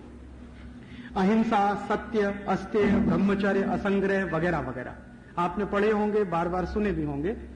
उन व्रतों के बारे में गांधी जी ने लोगों से कहा है कि मेरी आपसे ये विनंती है कि भारत में जो व्रत मनाए जाते हैं, त्योहार मनाए जाते हैं, उनमें सोमवार का व्रत हो जाता है, कभी बृहस्पतिवार का हो जाता है, कभी मंगलवार का हो जाता है। मंगलवार को हनुमान जी का है, सोमवार को शंकर जी का है, वगैरह वगैरह।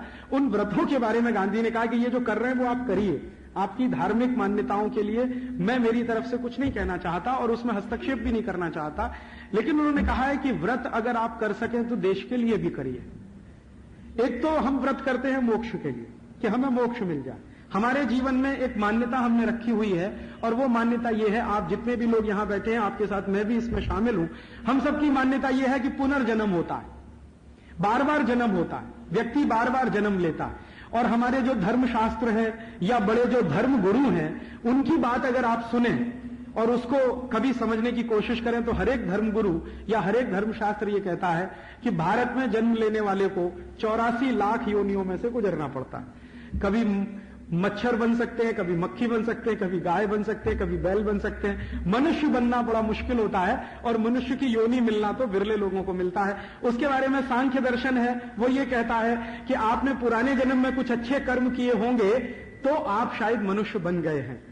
तो गांधी जी ने उसी दर्शन को आगे बढ़ाते हुए लोगों के सामने ये कहा कि आप अपने मोक्ष के लिए अच्छे काम करें, व्रत करें, धार्मिक मान्यताओं का पालन करें, वो तो ठीक ही है, लेकिन देश के कल्याण के लिए भी व्रत करिए, ये उनका कहना था। और उनका ये कहना था कि अगर भारत का कल्याण नहीं होगा तो आप में से किसी को मोक्ष नहीं मिलेगा।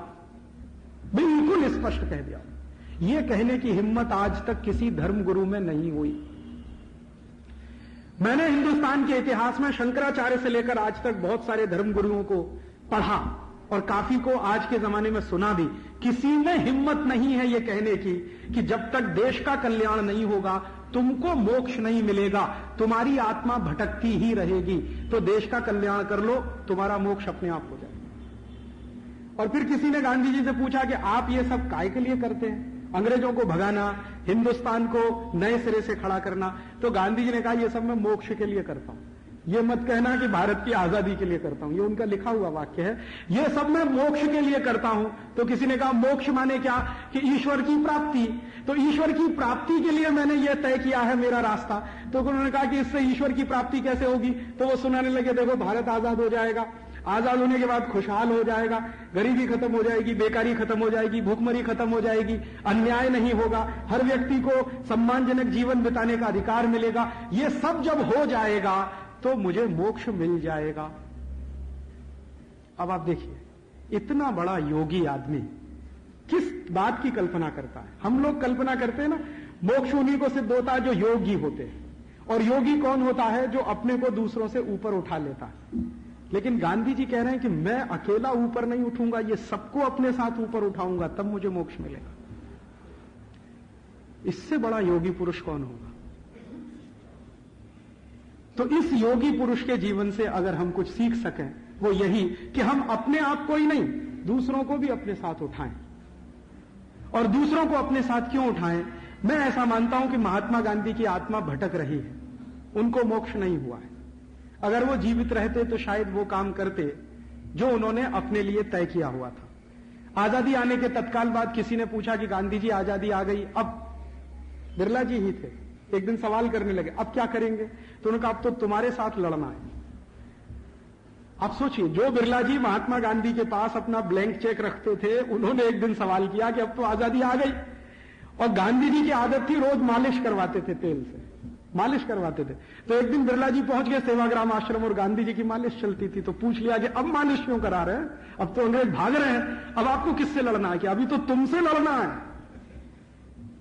एक दुश्मन नहीं है हिंदुस्तान का, दूसरा दुश्मन मेरे सामने खड़ा है। तो बिरला जी घबरा गए कि ये कह क्या रहे हैं। तो गांधी जी ने फिर उनको बड़े प्रेम से समझाया कि देखो घनश्याम दास, ये लड़ाई हिंदुस्तान की जो है बड़ी लंबी है। अंग्रेजों का चले जाना तो एक चरण है, इसके आगे अभी बहुत सारे चरण हैं। तो उन्होंने पूछा कि आपका एसिड टेस्ट क्या है। तो उन्होंने कहा कि देखो, जब अंतिम आदमी हिंदुस्तान का ये कहने लगेगा कि मैं आनंद में हूं, खुशी में हूं, तो मैं मान लूंगा कि हिंदुस्तान की आजादी की लड़ाई पूरी हो गई। यही मेरा एसिड टेस्ट है। और वो तो दुर्भाग्य हम सबका कि उनको किसी ने मार दिया, किसी पागल आदमी ने। मैं तो कहता हूं कि जिस आदमी ने गांधी जी को मारा था, अच्छा ये होता कि वो महात्मा गांधी के सामने जाकर खुद को गोली मार लेता, वो उसके लिए बेहतर होता। उसने बजाय गांधी जी को गोली मारने के अपने को गोली मार लेनी चाहिए थी, वो उसके लिए ज्यादा बेहतर होता। लेकिन खैर ठीक है, दुर्घटनाएं होती रहती हैं और आगे भी होती रहेंगी, उसके लिए कभी अफसोस नहीं करना चाहिए। हमें यह भी अफसोस नहीं करना चाहिए कि गांधी जी हमारे बीच में नहीं है, क्योंकि वो हमेशा लोगों से ये कहते थे, कार्यकर्ताओं से, कि मैं रहूं ना रहूं, मेरा जीवन तुम्हारे लिए संदेश की तरह से है पूरा। मैंने मेरे जीवन भर जो किया वो आपके लिए संदेश जैसा है। तो गांधी जी के संदेश का अगर हम थोड़ा सा विश्लेषण करें और आज की परिस्थिति को देखने की कोशिश करें, तो मैं ऐसा मानता हूं कि उनको अभी मोक्ष नहीं मिला है, उनकी आत्मा कहीं ना कहीं भटक रही है। उसके 3 बड़े कारण हैं कि उन्होंने जब ये कहा था कि भारत का जब अंतिम व्यक्ति आनंद में रहेगा, खुशी में रहेगा, तो मैं मान लूंगा कि सारे काम पूरे हो गए हैं। वो अंतिम व्यक्ति अभी भी बहुत कुछ चीजों से वंचित है। भारत की इस समय आजादी 1 करोड़ से थोड़ी ऊपर हो चुकी है, और 100 करोड़ से ऊपर हो चुकी है। 1 अरब से थोड़ी ऊपर हो चुकी है, 100 करोड़ से ऊपर हो चुकी है। अब ये 100 करोड़ की आबादी का जरा क्लासिफिकेशन करें, वर्गीकरण करें, तो क्या चित्र है। चित्र ये है कि हिंदुस्तान के 100 करोड़ की आबादी में करीब 25 करोड़ लोग ऐसे हैं जिनके पास एक दिन में प्रति व्यक्ति खर्च करने के लिए 5 रुपया नहीं है। 25 करोड़ लोग ऐसे। भारत सरकार के नेशनल सैंपल सर्वे की रिपोर्ट के अनुसार प्रति व्यक्ति 5 रुपए नहीं रखते एक दिन में खर्च करने की हैसियत, ऐसे 25 करोड़ लोग हैं। 15 करोड़ लोग ऐसे हैं हमारे देश में जिनके पास प्रति व्यक्ति एक दिन में खर्च करने के लिए 1 रुपया नहीं। 15 करोड़ लोग ऐसे। और करीब करीब 10 करोड़ लोग ऐसे हैं इस समय भारत देश में जिनके पास प्रति व्यक्ति एक दिन में खर्च करने के लिए 50 पैसा नहीं। 25 करोड़ लोगों के पास प्रति व्यक्ति एक दिन में खर्च करने के लिए 5 रुपया नहीं है। 10 करोड़ लोगों के पास प्रति व्यक्ति एक दिन में खर्च करने के लिए 50 पैसा नहीं है। और 15 करोड़ लोगों के पास प्रति व्यक्ति एक दिन में खर्च करने के लिए 1 रुपया नहीं। अब 25 और 15 40 और 10 50 करोड़ की हमारी बस्ती ऐसी है जिसको न्यूनतम जरूरतें पूरी करने की कोई व्यवस्था नहीं इसी देश में जहां हम रहते हैं। और इनमें ये जो 50 करोड़ लोग हैं जिस तरह से जीवन बिताते हैं वो किस तरह का जीवन है, मैं आपको 2-3 घटनाएं सुनाना चाहता हूं। मैं पूरे देश में घूमता हूं, देश का ऐसा कोई हिस्सा नहीं जहां मैं नहीं गया। थोड़े समय पहले मैं उड़ीसा में घूम रहा था।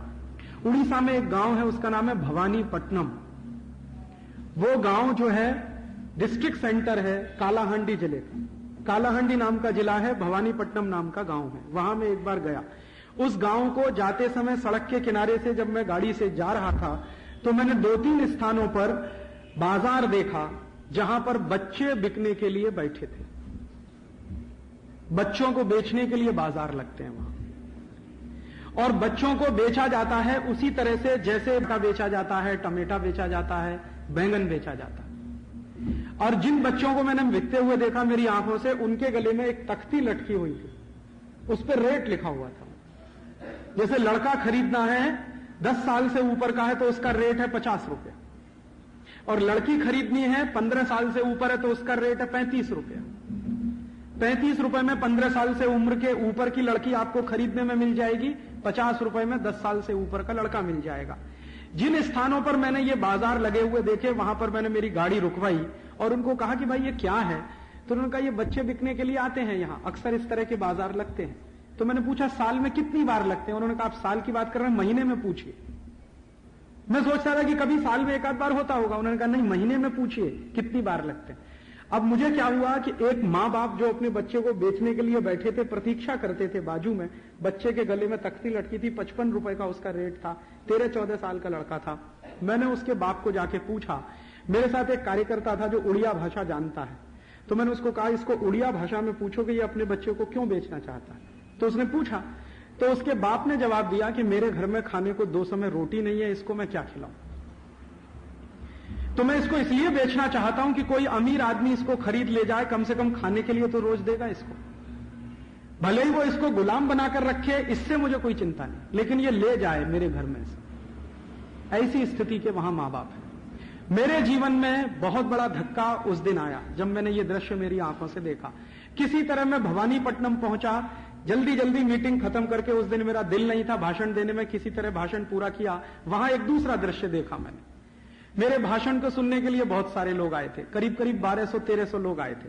अब वो जो लोग सुनने के लिए आए थे उनमें से कुछ लोग तो आपकी तरह से सामने आकर बैठे थे, लेकिन बहुत सारे ऐसे लोग थे जो मेरा व्याख्यान सुनना चाहते थे लेकिन झाड़ के पीछे खड़े हुए थे।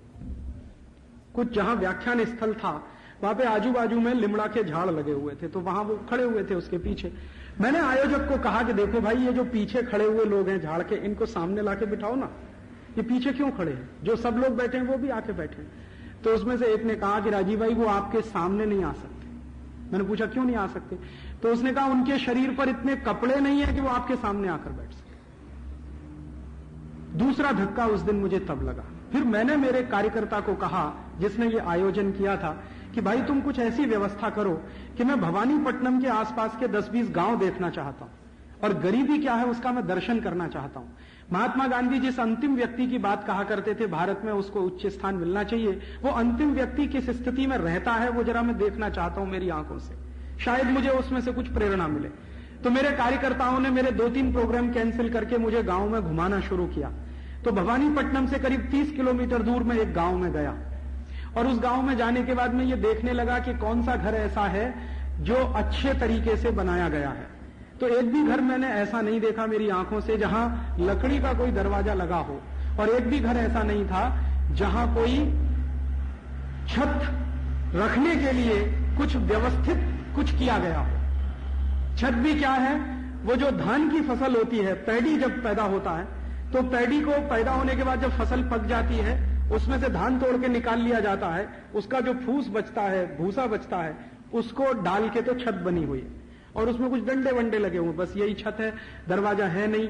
और कोई भी घर मैंने ऐसा नहीं देखा जो 10 फीट बाई 15 फीट से ज्यादा का हो। एक घर का जो मैक्सिमम एरिया है वो 150 स्क्वायर फीट, और उसमें 5 लोगों का परिवार, 7 लोगों का परिवार रहता है। घर देखते देखते मेरे मन में ऐसा आया कि चलो इस गांव के किसी सरपंच के घर में चलें, शायद उसका घर कुछ अच्छा हो, देखने लायक हो। क्योंकि मेरे मन में ऐसी कल्पना थी कि जो गांव का सरपंच होता है वो पैसे वाला होता है, कुछ तो उसके पास पैसा होता ही है, अच्छा घर बना के रहता। तो सरपंच के घर में गया तो बस इतना ही फर्क था सरपंच और बाकी घरों में कि किसी भी घर में तो दरवाजा नहीं था, सरपंच के घर में एक फटा हुआ कपड़ा लटकता था, वो उसका दरवाजा था। तो किसी ने कहा देखो यही सरपंच का घर है। तो मैंने कहा अच्छा ठीक है भाई, सरपंच को जरा बाहर बुलाओ, उससे मुझे कुछ चर्चा करनी। तो मेरे कार्यकर्ता ने पूछा क्या चर्चा करनी है? तो उसने कहा कि उसके बारे में उससे मैं पूछना चाहता हूं, ये गरीबी इतनी ज्यादा क्यों है यहां पर, शायद मुझे उससे कुछ ज्ञान मिल सके। तो उसने कहा ठीक है मैं बुलाता हूं। तो उसने आवाज दिया उड़िया भाषा में। तो मैंने देखा कि सरपंच नहीं आया, पहले उसकी पत्नी बाहर आई, और जब उसकी पत्नी बाहर आई तो मैंने देखा कि उस बहन के शरीर पर 2 मीटर कपड़ा नहीं था जिससे वो अपने पूरे शरीर को ढक सके। 2 मीटर कपड़ा नहीं था। फिर मैंने उसको कहा कि आप अंदर जाओ, अपने पति को बाहर भेजो। तो वो महिला अंदर गई। तब थोड़ी देर के बाद उसका पति बाहर आया और देखते ही मेरी आंखों में आंसू आ गए। मैंने देखा कि वो पुरुष वही कपड़ा लपेट कर बाहर आया जिसको उसकी पत्नी लपेटे हुए थी। और उस दिन मैंने मान लिया कि महात्मा गांधी की आत्मा को कभी शांति नहीं मिल सकती इस देश में। कैसे उनको मोक्ष मिलेगा? जिस अंतिम व्यक्ति की कल्पना करके वो इस देश में से चले गए, वो अंतिम व्यक्ति आज इस स्थिति में है कि 2 मीटर कपड़ा नहीं अपने शरीर पर पहनने के लिए, और एक ही कपड़ा है, उसको बदल बदल कर पत्नी लपेटती है और पति लपेटता है।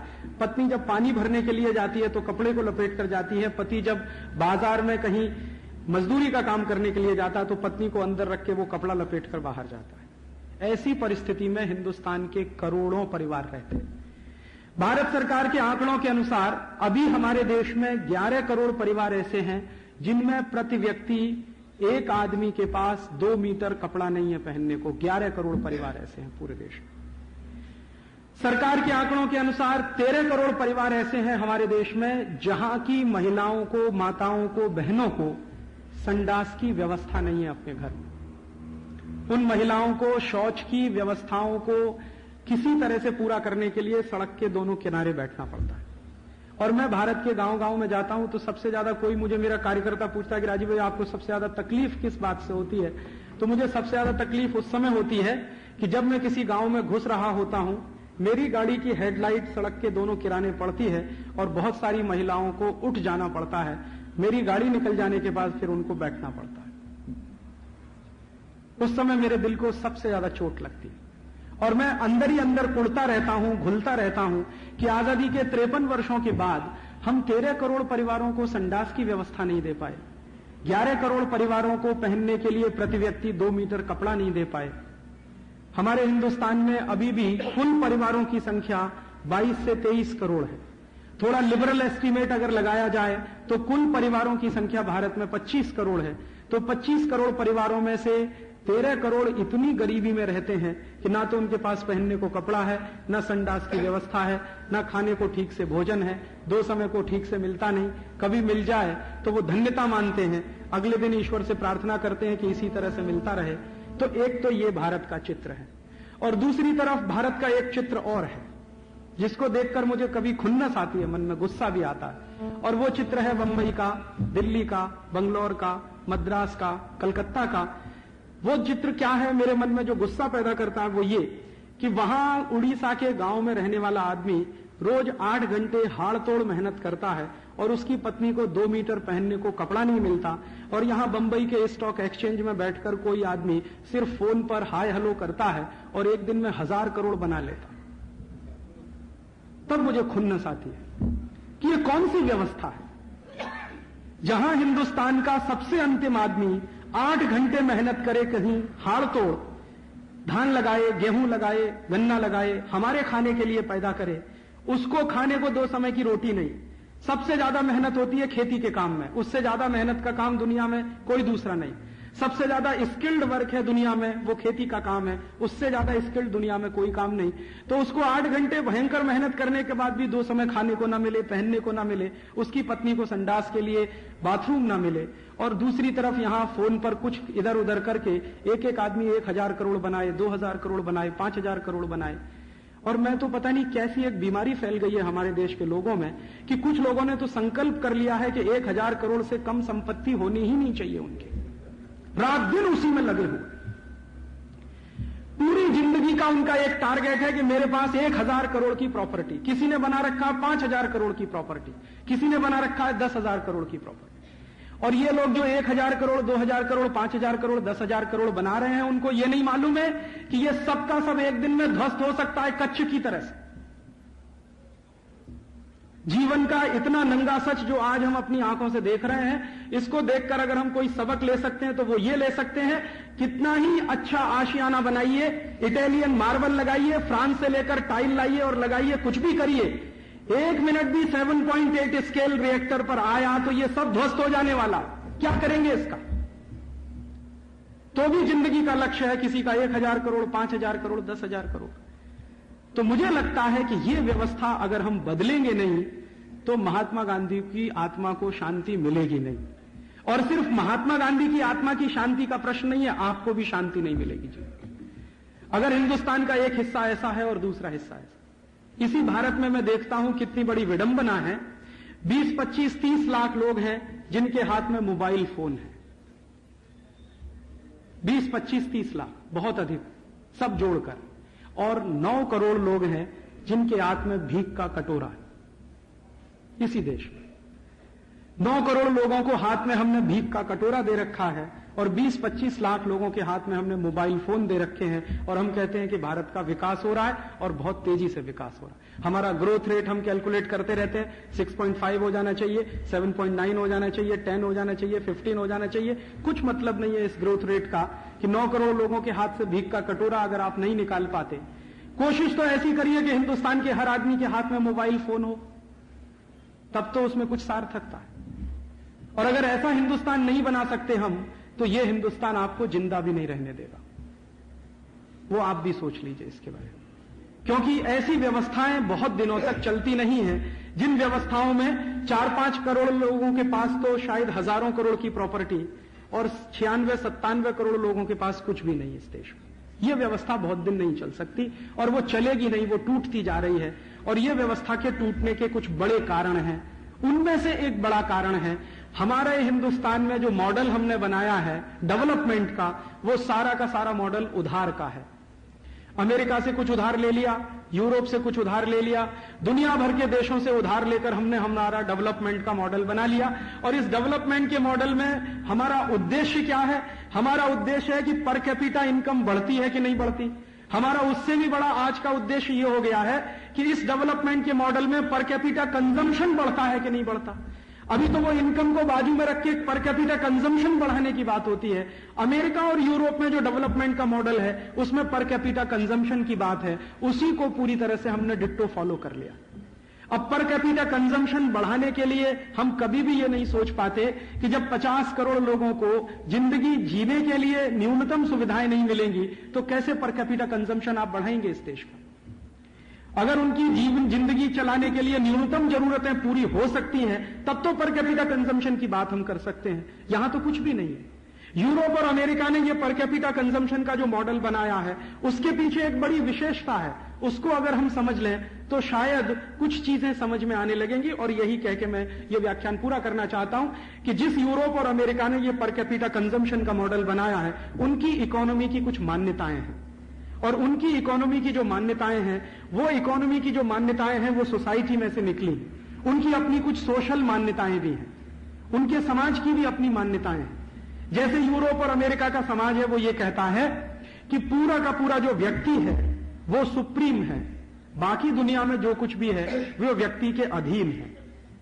माने दुनिया का जो ढांचा है उसमें पेड़ है, पंछी हैं, पौधे हैं, हमारी नदियां हैं, पहाड़ हैं, पर्वत हैं, झरने हैं, ये सब व्यक्ति के लिए हैं। व्यक्ति सुप्रीम है, बाकी सब उसके नीचे है। ये फिलॉसफी है यूरोप की। इसी फिलॉसफी का पूरी दुनिया में प्रचार किया था रूसों ने, रूसों के पहले दिकारते के और पहले चले हैं, तो जो दो बड़े दार्शनिक माने जाते हैं जैसे प्लेटो वगैरह वगैरह, उन्होंने इसी दर्शन का प्रचार किया।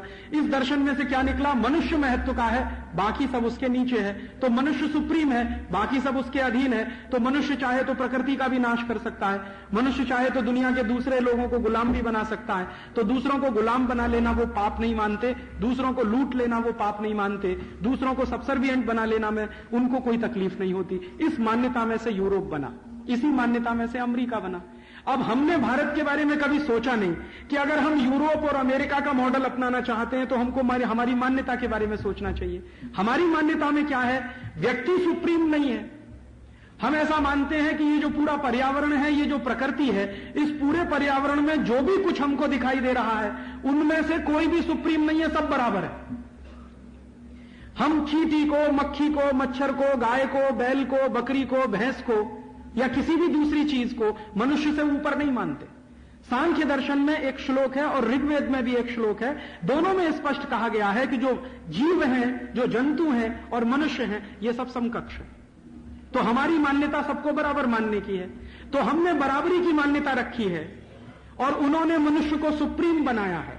अब हमने चूंकि बराबरी की मान्यता रखी है, इसलिए उसी में से यह कल्पना भी निकली है कि भाई प्रकृति का नाश मत करो, क्योंकि प्रकृति किसी मनुष्य के अधीन नहीं है। जीव जंतुओं का नाश मत करो, क्योंकि ये जीव जंतु किसी के अधीन नहीं है। भले ही वो कमजोर है या ताकतवर है, इसका बहस हमने कभी नहीं चलाया। यूरोप और अमेरिका में ये जो इकोनॉमी आई है, जिस इकोनॉमी के आधार पर वहां सब कुछ चलता है, उसका एक बेसिक प्रिंसिपल है और वो प्रिंसिपल है सर्वाइवल ऑफ द फिटेस्ट। आप अगर समझने की कोशिश करो यूरोप और अमेरिका को, तो वहां एक ही सिद्धांत है, वो सिद्धांत है सर्वाइवल ऑफ द फिटेस्ट। माने जो ताकतवर है उसी को जिंदा रहने का अधिकार है, जो कमजोर है उसको मर जाना चाहिए या ताकतवर का गुलाम बन जाना चाहिए। भारत की जो फिलॉसफी है वो इसके ठीक उल्टी है। भारत की फिलॉसफी है सर्वाइवल ऑफ द वीकेस्ट।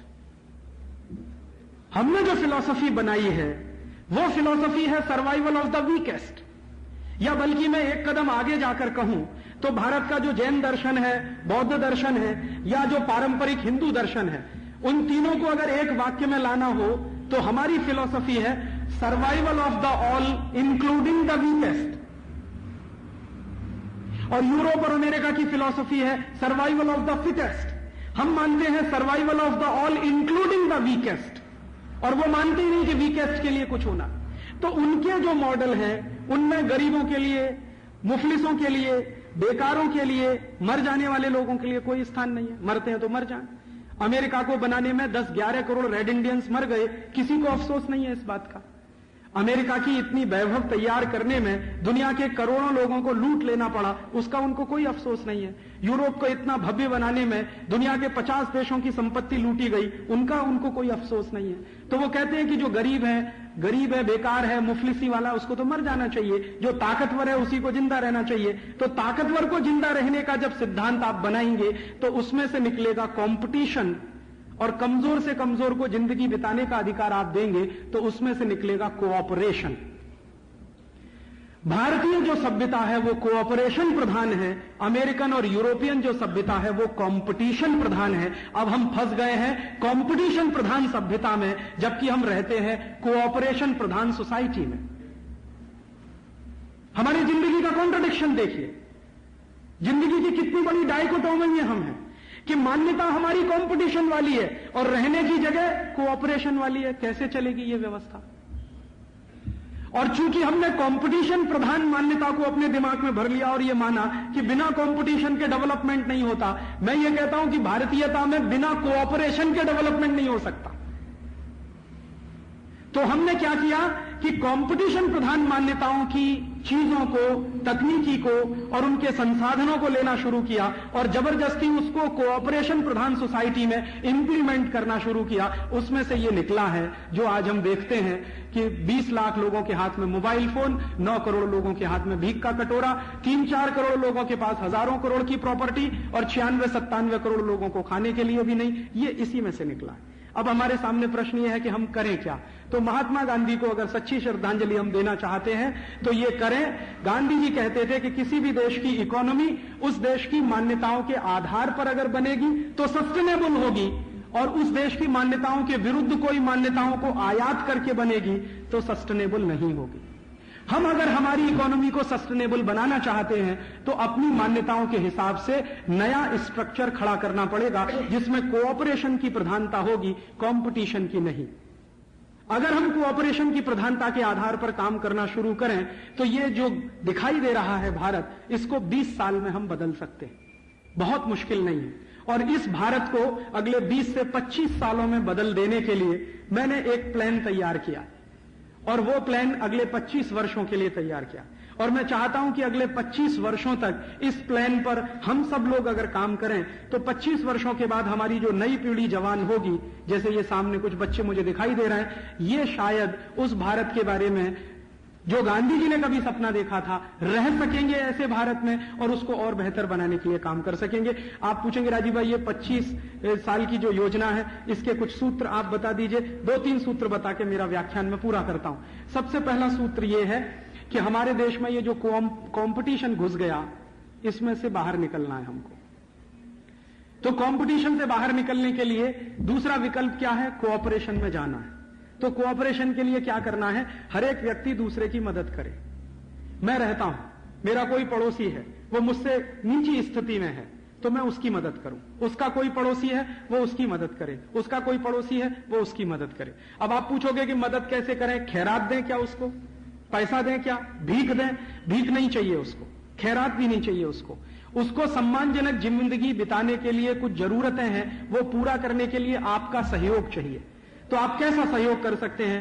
मैं आपसे निवेदन यह करना चाहता हूं कि आप जिस मोहल्ले में रहते हैं, जिस गांव में रहते हैं, जिस सोसाइटी में रहते हैं, अगर उसके आसपास कुछ गरीब लोग हैं और वो कुछ उत्पादन करते हैं या कुछ व्यापार करते हैं तो आप उनके उत्पादन को खरीदने का काम करें, उनके व्यापार को प्रमोट करने का काम करें। यही मदद आपकी उनके लिए सबसे बड़ी मदद होगी। उनको आपसे एड नहीं चाहिए, ट्रेड चाहिए। ये जो हमारे मन में घुस गया है ना कि हम एड देते रहे तो मदद, कुछ नहीं, उनको ट्रेड चाहिए। बहुत कुछ लोग बनाते हैं हमारे देश में, लेकिन हम उसको इसलिए नहीं खरीदते कि वो कंपटीशन प्रधान नहीं है। और आयात होके बहुत कुछ आता है, हम उसको इसलिए खरीदते हैं कि वो कंपटीशन प्रधान है। चाइना से माल आ रहा है, अंधाधुंध बिक रहा है बंबई के बाजार में। क्यों बिक रहा है? कि हम कह रहे हैं वो कंपटीशन प्रधान है। क्यों प्रधान है? क्योंकि 1 रुपए का सेल बिक रहा है, ले लो भाई। टॉर्च बिक रही है 5 रुपए की, 10 रुपए की ले लो। साइकिल मिल रही है 300-400 रुपए की, ले लो। चीन से आके कुछ भी सस्ते के सस्ते इलेक्ट्रॉनिक सामान मिल रहे हैं, ले लो। चीन से आके बहुत कुछ मिल रहा है, ले लो। अरे जरा सोचो आप अपने दिमाग पर जोर डालकर कि चीन से आने वाला माल इतना सस्ता क्यों मिल रहा है? चीन से आने वाला माल इसलिए सस्ता मिल रहा है, सबसे बड़ी बात कि उनके यहां कोई डेमोक्रेसी नहीं है, पूरा का पूरा डिक्टेटरशिप है। डिक्टेटरशिप इस तरह का है कि कोई मजदूर दिन भर काम करे और उसको 10 रुपए भी पगार न मिले तो उसके लिए वो कोई अफसोस नहीं करता कभी। आप जानते हैं हिंदुस्तान की करेंसी और चीन की करेंसी का अगर ध्यान रखा जाए तो एवरेज एक मजदूर को एक दिन में 10 रुपए मिलता है चीन। और चीन की सरकार चूंकि डिक्टेटरशिप वाली है तो वो बहुत सारे ऐसे लोगों से उत्पादन कराती है जिनको एक पैसा भी नहीं देती। जैसे चीन की जेलों में बहुत सारे कैदी बंद हैं, वो सारे कैदियों से प्रोडक्शन कराया जाता है, बदले में एक ढेला उनको नहीं दिया जाता। और दूसरा, चीन ने यह संकल्प किया है कि हिंदुस्तान के मार्केट को तोड़ देना है, तो चीन की सरकार ने अपने बहुत सारे प्रोडक्ट पर एक्सपोर्ट सब्सिडी बढ़ा दिया है।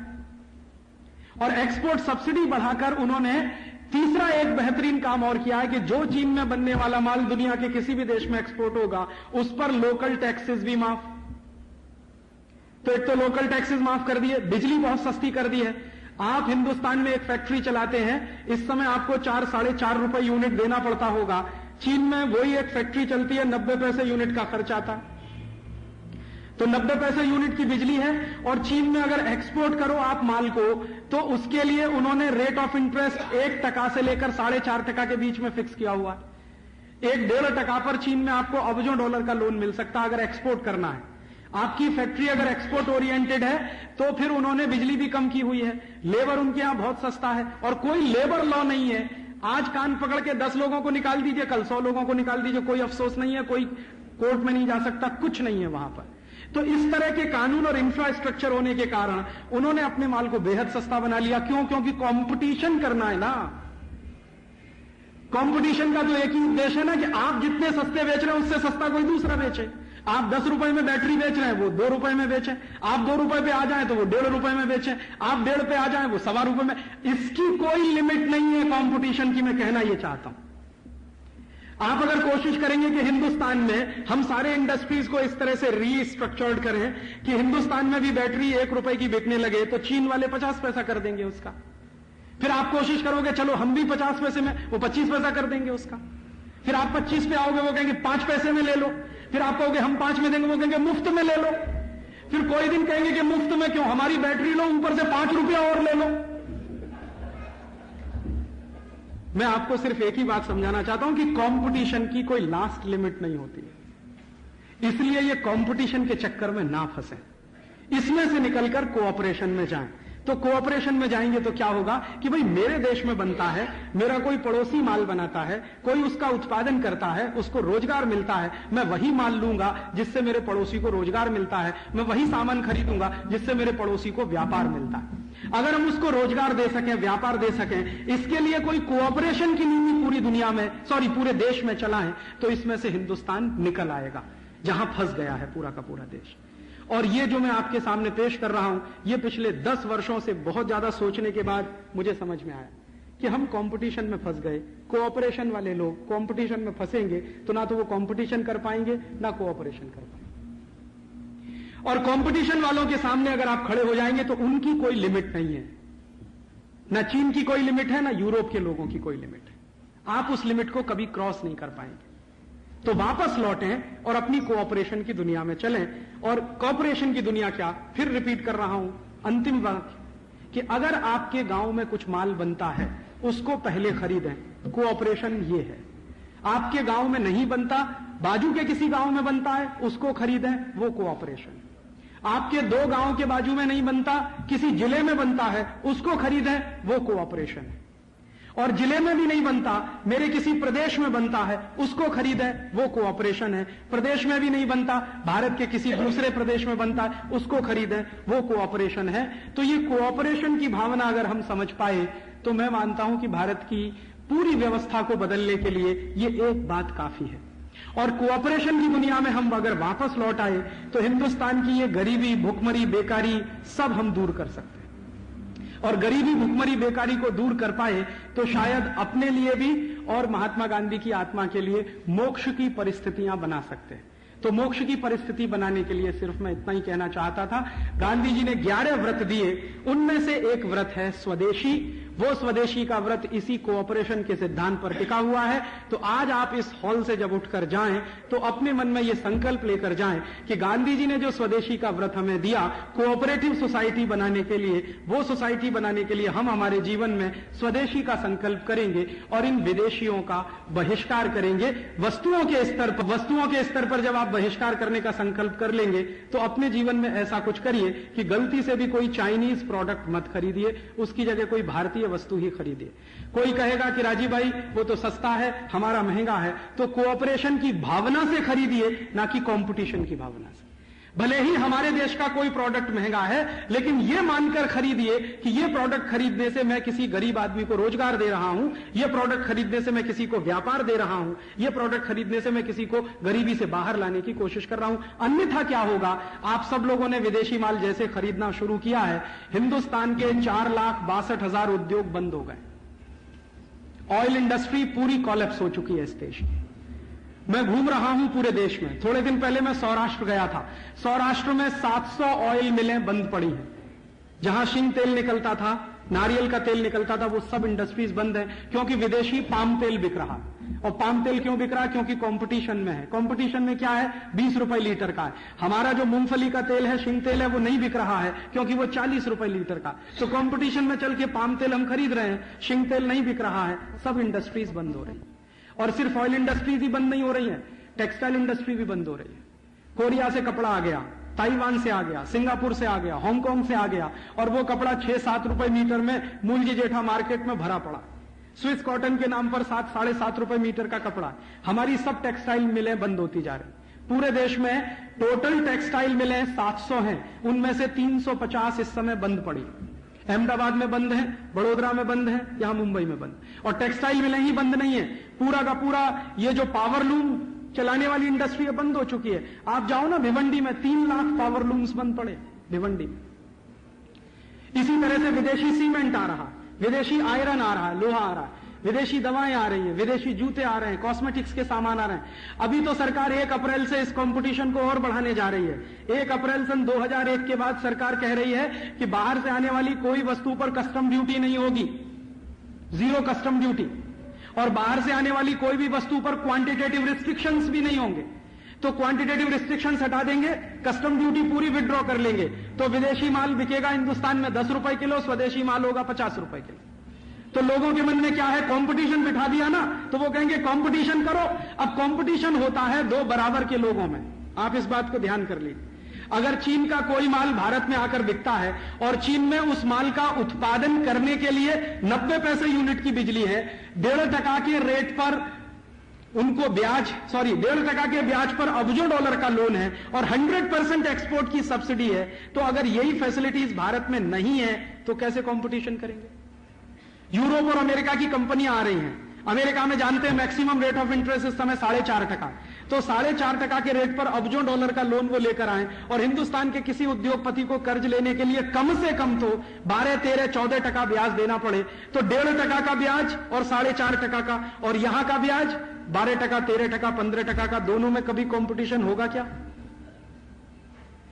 विदेशी कंपनियां आती हैं, उनको 10 साल के लिए टैक्स हॉलिडे, और आपके ऊपर 43 डिपार्टमेंट बिठा दिए सरकार ने जो रोज आपका खून पीने थे। हिंदुस्तान में एक फैक्ट्री आप चलाइए, एक दिन मैं हिसाब जोड़ रहा था, 43 इंस्पेक्टर आते हैं।